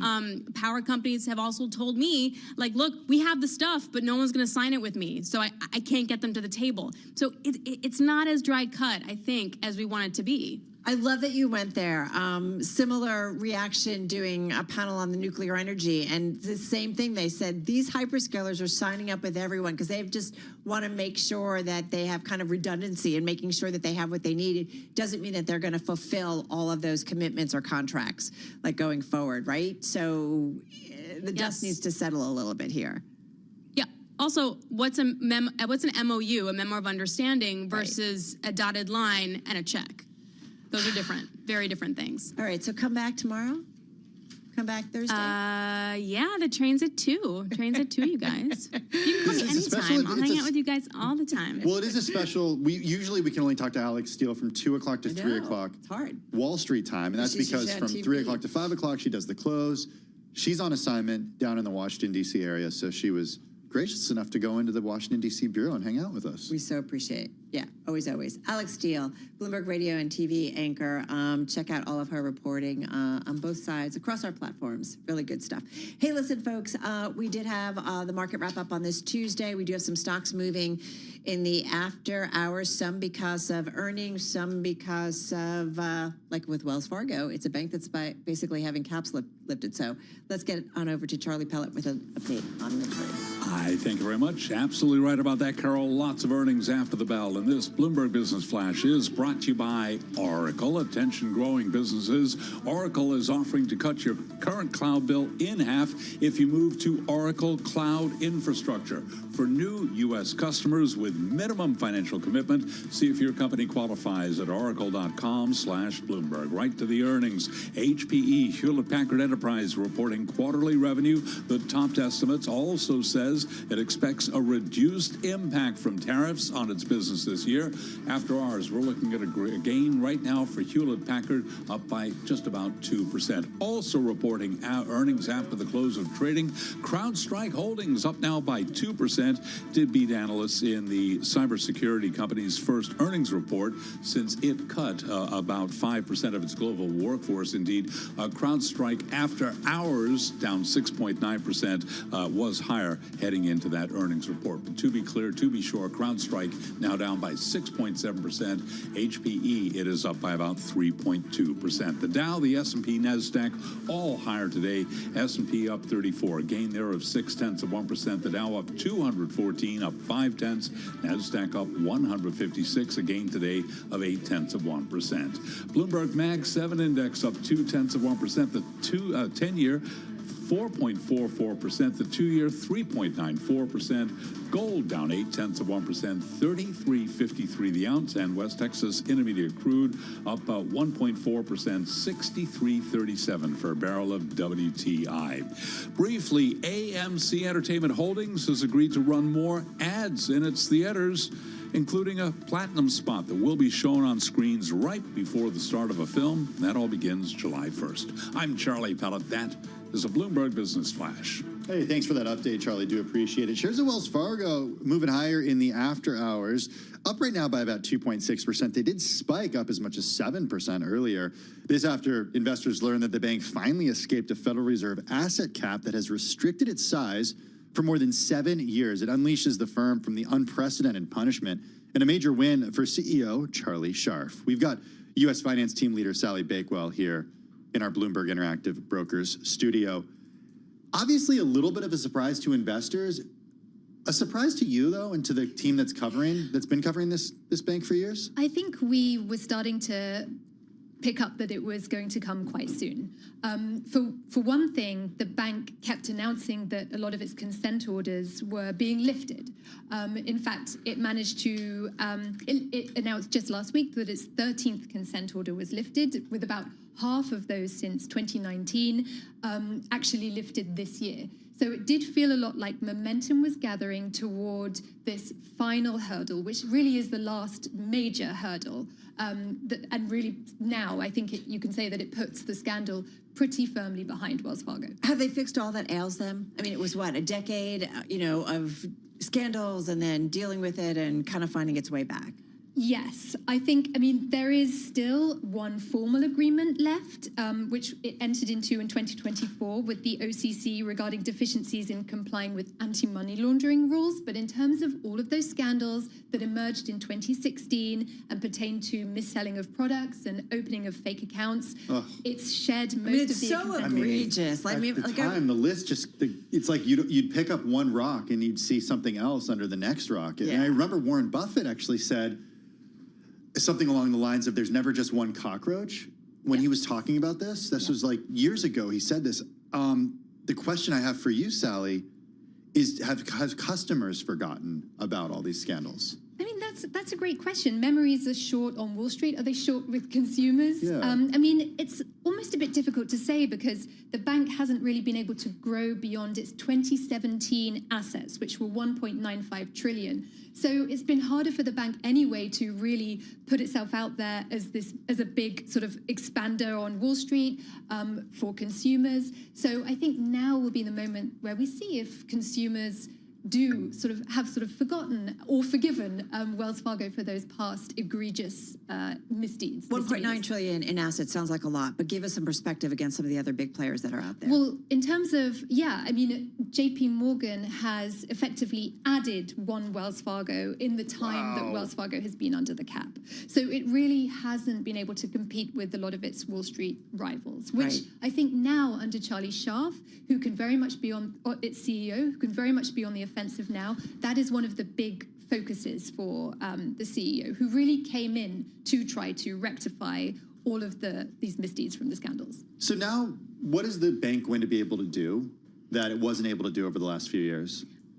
More trading, more investment banking. I think it can do more lending. It can probably acquire more deposits. A lot of these things had been restrained and to that 2017 level. And Charlie Scharf, he also said about, when he came on board, he also said about selling some non-core businesses and reducing headcount. And so the bank now is sort of a more simplified bank. Just last week, they announced the sale of their railcar financing and leasing business. So it's a sort of simpler, more streamlined bank, and they're still very eager to be a consumer-facing bank and have significant sort of retail presence, but they're also very keen to bolster their Wall Street presence as well. I mean, I always think about them in terms of mortgages, right? Yes. I mean, has that been really the core of their and kind of retail or consumer accounts? Or so interestingly, the mortgage issue wasn't due to the mortgage pullback, because Wells Fargo has been pulling back in mortgages like a number of banks since the financial crisis, because after the financial crisis, regulation required that they allocate more capital against risk-weighted assets like mortgages. So that resulted in a wholesale pullback by banks from the sector. So Wells Fargo was one of them, and that isn't actually really related to the asset cap, as it happens. But it was was separate. That was separate, but it was a huge and significant presence on in the mortgage world. But like all banks, it's sort of withdrawn from that a little bit, and it's now the non-banks that occupy that. Right, like during the 08, was it Wells Fargo and Wachovia, right? Like the two, just kind of interesting.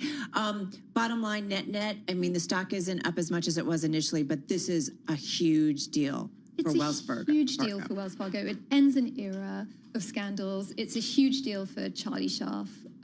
It can't be understated or underestimated, I think. And I think perhaps the shares not being up so much is because it was expected. We've seen a number of consent orders come off this year, and the bank the CEO in particular, has telegraphed that things were going well, and that they did expect to have some sort of resolution soon. Sally Bakewell, thanks for joining us on this breaking news. Sally Bakewell is U.S. Finance Team Leader. She joins us here in the Bloomberg Interactive Brokers studio. All right, folks, you are listening and watching Bloomberg Business Week Daily. Carol Master along with Tim Stanovic. Well, last month, shares of Payoneer Global fell more than 13% after the fintech firm withdrew its guidance for the year, citing uncertain macro conditions. The company also reported adjusted EBITDA for the first quarter, Tim, that beat analyst expectations. John Kaplan is the CEO and director at Payoneer. It's got a roughly $2.4 billion market cap. Shares down about 33% so far this year. He joins us now from our Chicago bureau. John, welcome to Bloomberg Business Week Daily. I'm curious how you see conditions out there. Are macro conditions more or less certain now than they were a month ago when you pulled your guidance? Yeah, it's great to be here, and I think that's a really important question. You know, as it relates to the global trade environment, we have not seen a pullback in U.S. consumers. I'd also say that as the trade relationships between China and the U.S. and other countries gets resolved, that will lift uncertainty. But we still are existing in an uncertain environment, and we are seeing our customers, entrepreneurs around the globe who do business cross-border, increasing their focus on globalizing their business. At Payoneer, 40% of our revenue is businesses doing business with one another that never touches the United States. 15% of our revenue is customers in China exporting to countries around the globe, not including the U.S. And 20% of our revenue comes from China-based entrepreneurs who are selling high-quality, low-cost consumer goods to U.S. consumers. And as you know, the U.S. consumer is 43% of the world's consumer consumption, and 70% of the U.S. economy is driven by the U.S. consumer. So it's super important that U.S. consumers are healthy, that they're spending money and getting the products that they want. So if you think about where you are now, and given what you just told us, John, do you stand by the decision to pull the guidance about a month ago? Was that the right move? It absolutely was. You know, one of the things that we do at Payoneer is we are building the firm for long-term growth, and in doing that, it's establishing a trusted relationship with our shareholders and helping them understand exactly what we see.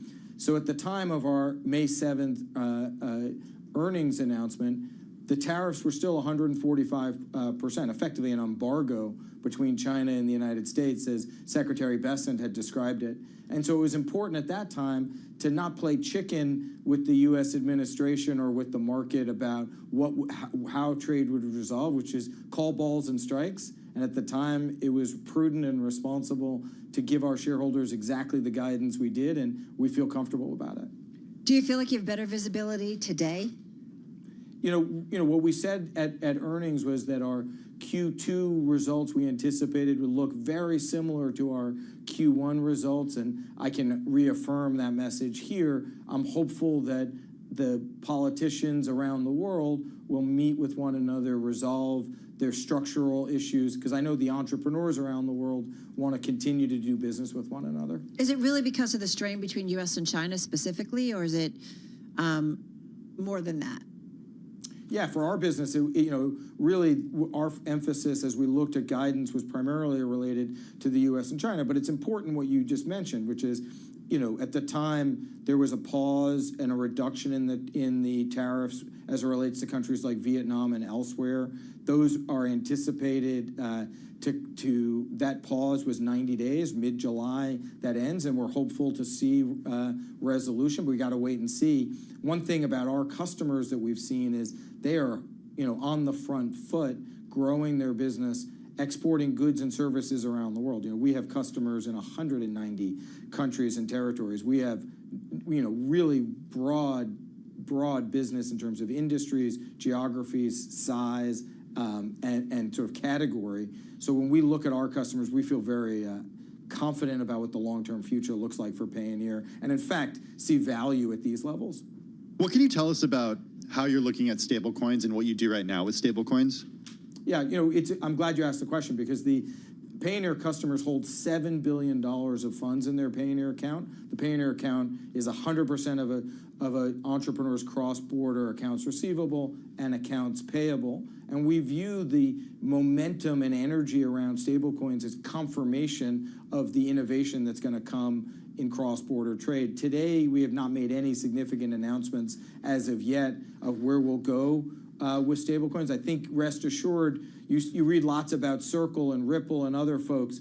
I think they envy the distribution we have, the brand we've built, our last mile relationships, our network of licenses.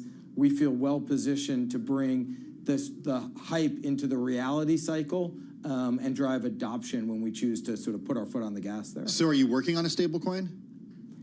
Yeah, I'm not going to share yet here today what our plans are, but we're very focused on providing solutions for customers in partnership with others to enable our customers to move funds around the world in a fast, effective, inexpensive way. How would it make it faster and less expensive if you were to have a stable coin? Yeah, in some ways, the Payoneer account functions as the promise of the new currencies and new technology today. Customers use Payoneer to send an invoice to their business customers around the globe. They get paid. They get paid practically instantly today. So I don't think it'll largely change the speed, although we may pick up seconds here or there. What likely it'll give us is more diversity, and that diversity is something we think pockets of the globe are excited about. Argentinian freelancers in Argentina, for example, excited about some of that innovation. We have the ability to drive its penetration. And that's what I was going to kind of ask you. What particular regions would this be the most useful? And if you could, is it Argentina? Is it elsewhere?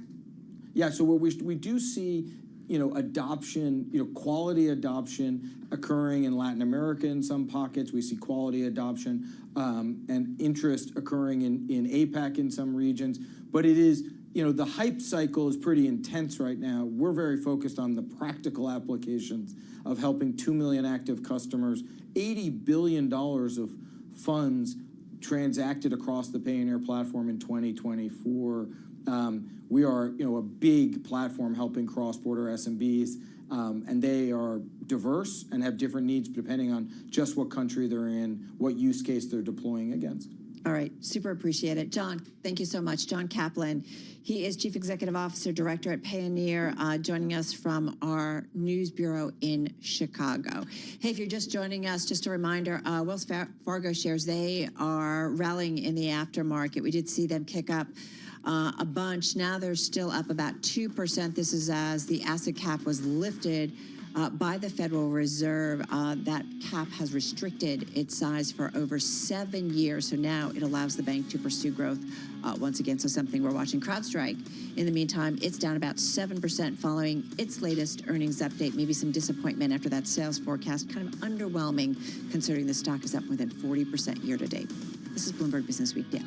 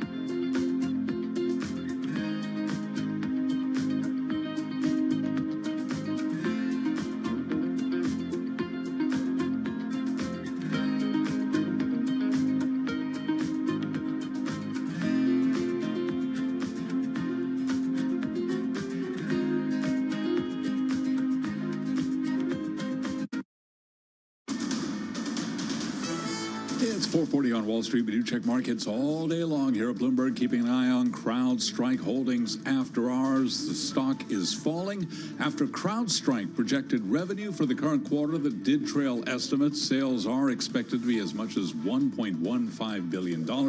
But after hours, right now, we do have CrowdStrike shares. They are trading lower. CrowdStrike down by roughly 6%. HPE, Hewlett-Packard Enterprise, reported quarterly revenue that topped estimates. Also says it expects a reduced impact from tariffs on its business this year. After hours, right now, we have got HPE up almost 3%. Again, CrowdStrike down now by roughly 7%. And Wells Fargo has finally escaped a Federal Reserve asset cap that has restricted its size for more than 7 years, unleashing the firm from the unprecedented punishment and a major win for CEO Charlie Scharf.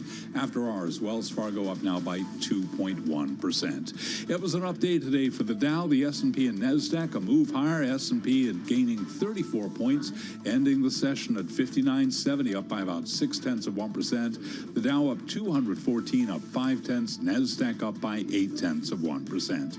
10-year 4.45%, with a 2-year 3.95%. Gold down $27 the ounce, down 0.8%. And West Texas Intermediate crude up 1.3%, 63.36 a barrel. As for tariffs and market reaction, Eric Clark is Chief Investment Officer at AccuVest Global Advisors, and he was interviewed today right here on Bloomberg Business Week Daily. I suspect people are going to look for some exit doors as we near these, the decision on tariffs. And who knows, if we get a decision and we kick the can down the road again and those tariff things happen, the tariffs get cut for, the next couple of months, then maybe the markets rally again. Eric Clark of AccuVest Global Advisors, interviewed right here on Bloomberg Business Week Daily. Again, recapping S&P up by 0.6%. And I'm Charlie Pellet. That is a Bloomberg Business Flash.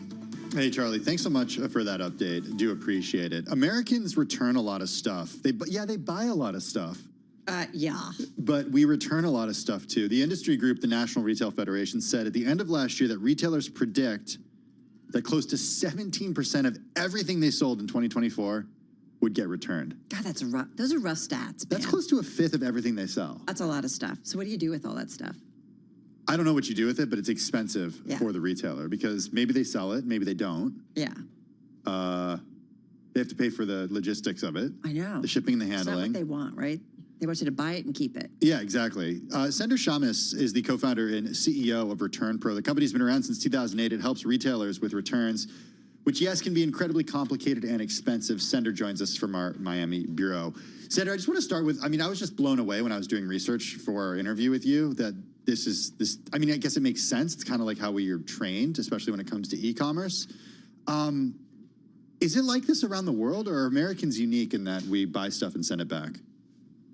Well, first of all, thank you very much for having me. And yes, we're very unique in the way we buy and send things back. But our Western culture has kind of taught the rest of the world how to do the same.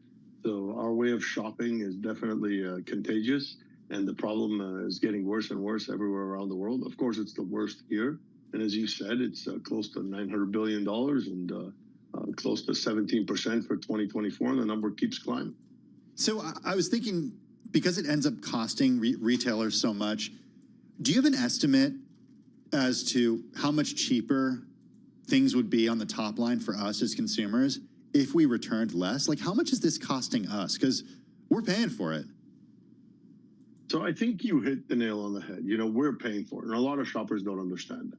So their own habits are actually causing the price of an item to increase. A lot of people are focusing on tariffs right now. And of course, if they just change their own habits and maybe return less or focus on what they purchase more, if we were a little bit of less of a consumer society, then of course we would be able to decrease the price of the item. It could be as high as 30%. In some instances, 40, 50%. Handling the product is the most expensive part of it. So when the return occurs, it's an insane amount of work to actually bring that item back to life or to put it back on the shelf, and it costs a lot. Shipping, like transportation itself, the handling of it, the logistics itself, the remarketing of the item. Sometimes it can't even be remarketed depending on data privacy. kind of wiping it, refurbishing it, doing all the crazy stuff, sanitizing if it's a piece of clothing, checking that all the parts are there for a piece of furniture. It's a lot of work depending on the category and the product. Senator, how much of what gets returned actually goes back on the shelf to the original retailer or supplier? How much goes to some kind of secondary website and it gets sold for a reduced cost? So it depends on who's involved. If we're involved, it's a lot more than it is if others are involved. But I guess that's the mission statement, right? To solve returns. It's also dependent on the category, right? When you look at clothing, apparel, or items of that nature, you're expecting a 90% plus kind of restock rate.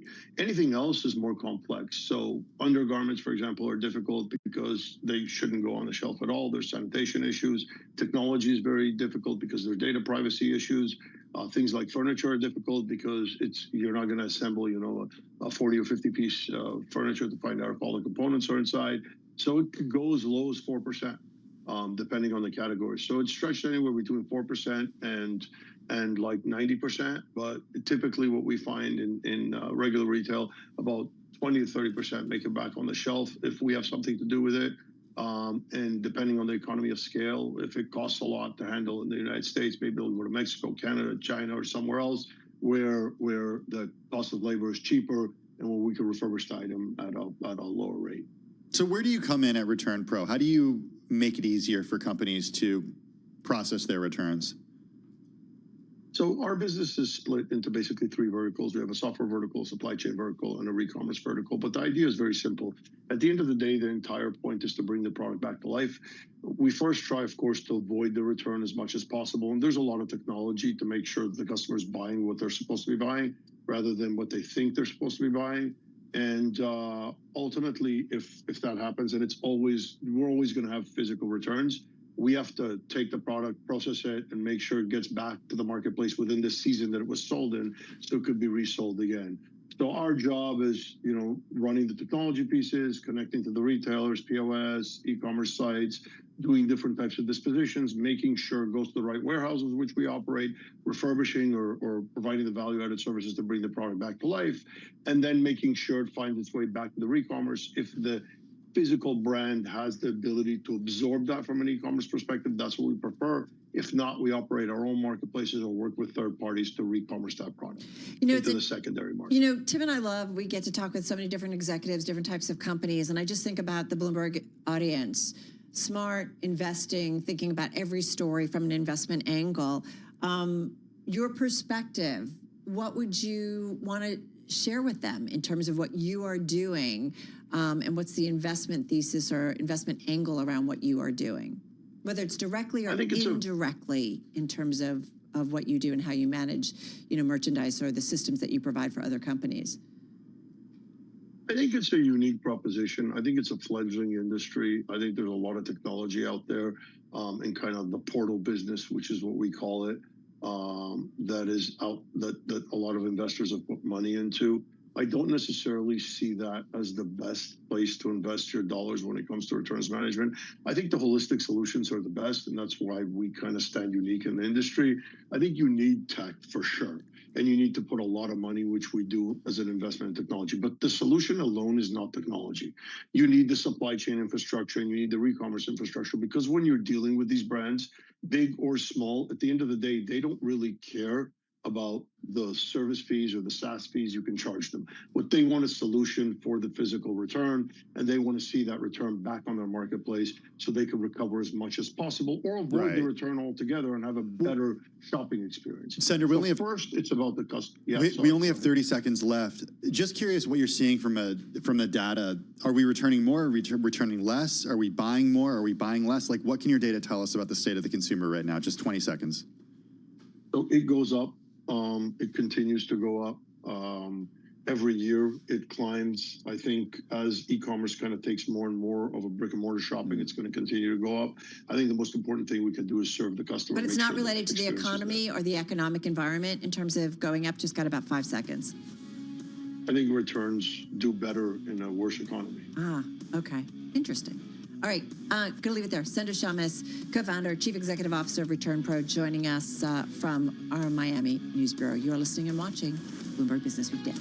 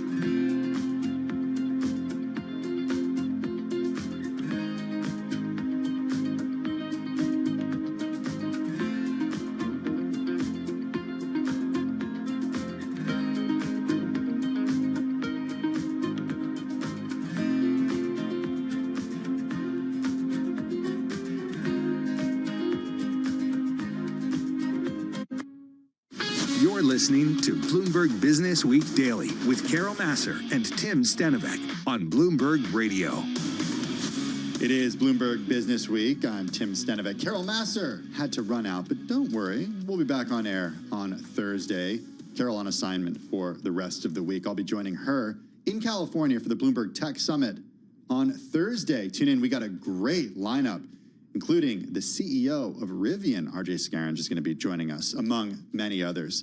Taking a look at how stocks closed out the day today. The S&P 500 up 0.6%. The NASDAQ Composite up 0.8%. The Dow up 0.5 percentage point. I'm Tim Stenovec. Let's take a look at some stocks that are on the move today. Isabel Lee is Bloomberg News cross-asset reporter. Isabel, you got a lot to choose from today. We should start with the dating app, I think.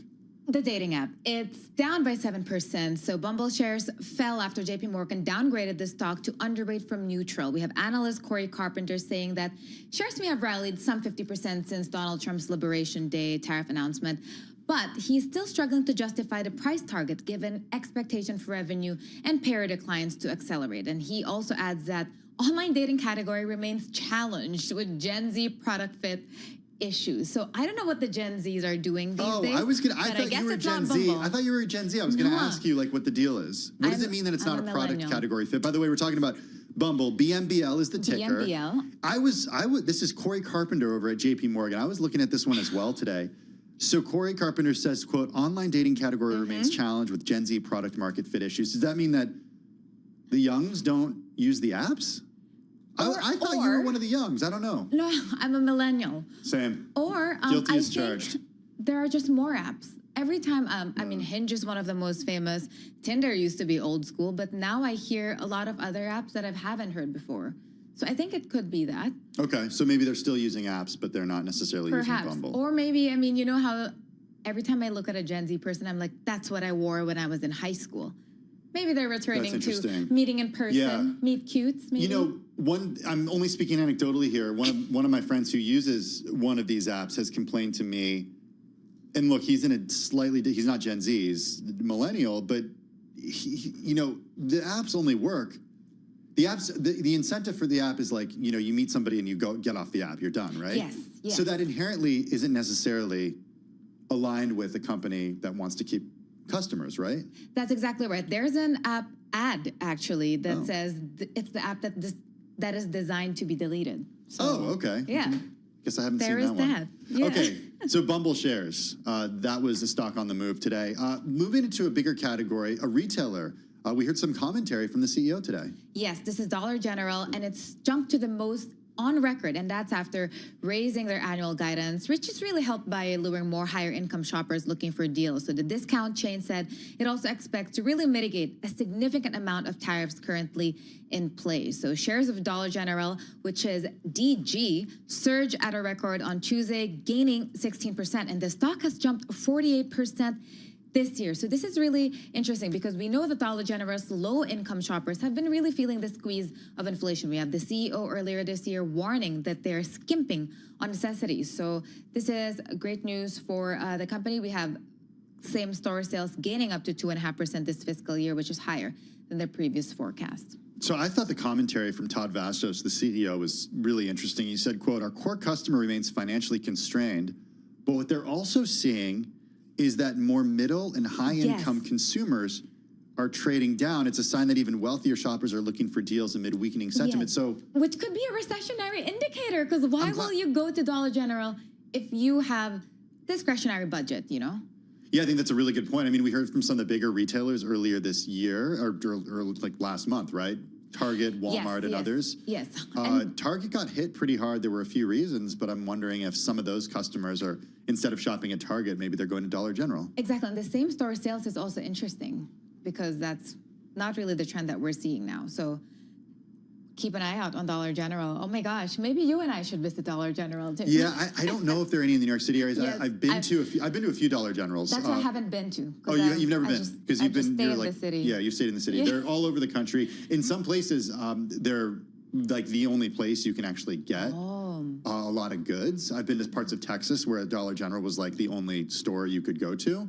Another dollar store as well. interesting. Yeah, there are communities that are like that, as we've seen people migrate out of certain areas. And not so I think everything is $1 there. that is a very good point. There's also this survey that Dollar General shared. 25% of the retailers' customers have less income than last year. Yes. So that's certainly, I think, Yeah, something to keep an eye definitely. on. Should we go social media? So this is Pinterest. Shares edge higher by around 4%. So JP Morgan raised their rating to overweight from neutral. We have analyst Doug Anmuth saying that diversification of its ad platform is supporting further revenue. So Pinterest is also driving solid growth. We have 85% of its monthly active users coming directly to the mobile app. And do you know I still use Pinterest on my desktop? What do you use it for? No, I actually haven't visited it in a while. When I was in college, I'd use it for desktop when you look at room inspirations or party inspirations, but I haven't been to in a while, and I actually don't have the app. So this was interesting, and I was telling earlier Alex Steele, who co-hosts radio also, that I will download the app when I get home. Maybe it's also, but maybe I shouldn't, because I'm going to be addicted to more and more apps. Who knows? Do you have it? I don't. We use Pinterest a little bit when planning our wedding, and that's Exactly. it. It's But wedding or that was a long homes. time ago. Yeah, there was definitely not an app then that we were using. Yeah, so price target has been raised to 40 from 35. So good news from Pinterest. I mean, honestly, there's just so many things online that it's easy to be addicted to your phone. Yeah, you're telling me. Pinterest, PINS is the ticker. Isabel Lee, Bloomberg News cross-asset reporter. For more conversations like this, check out our new Stock Movers podcast. You can subscribe for 5-minute episodes on the biggest winners and losers in the stock market. Listen to Stock Movers on Apple, Spotify, or anywhere you get your podcast. That is going to do it for Bloomberg Business Week. For Carol Master, I'm Tim Stanovic. Balance of Power starts right now.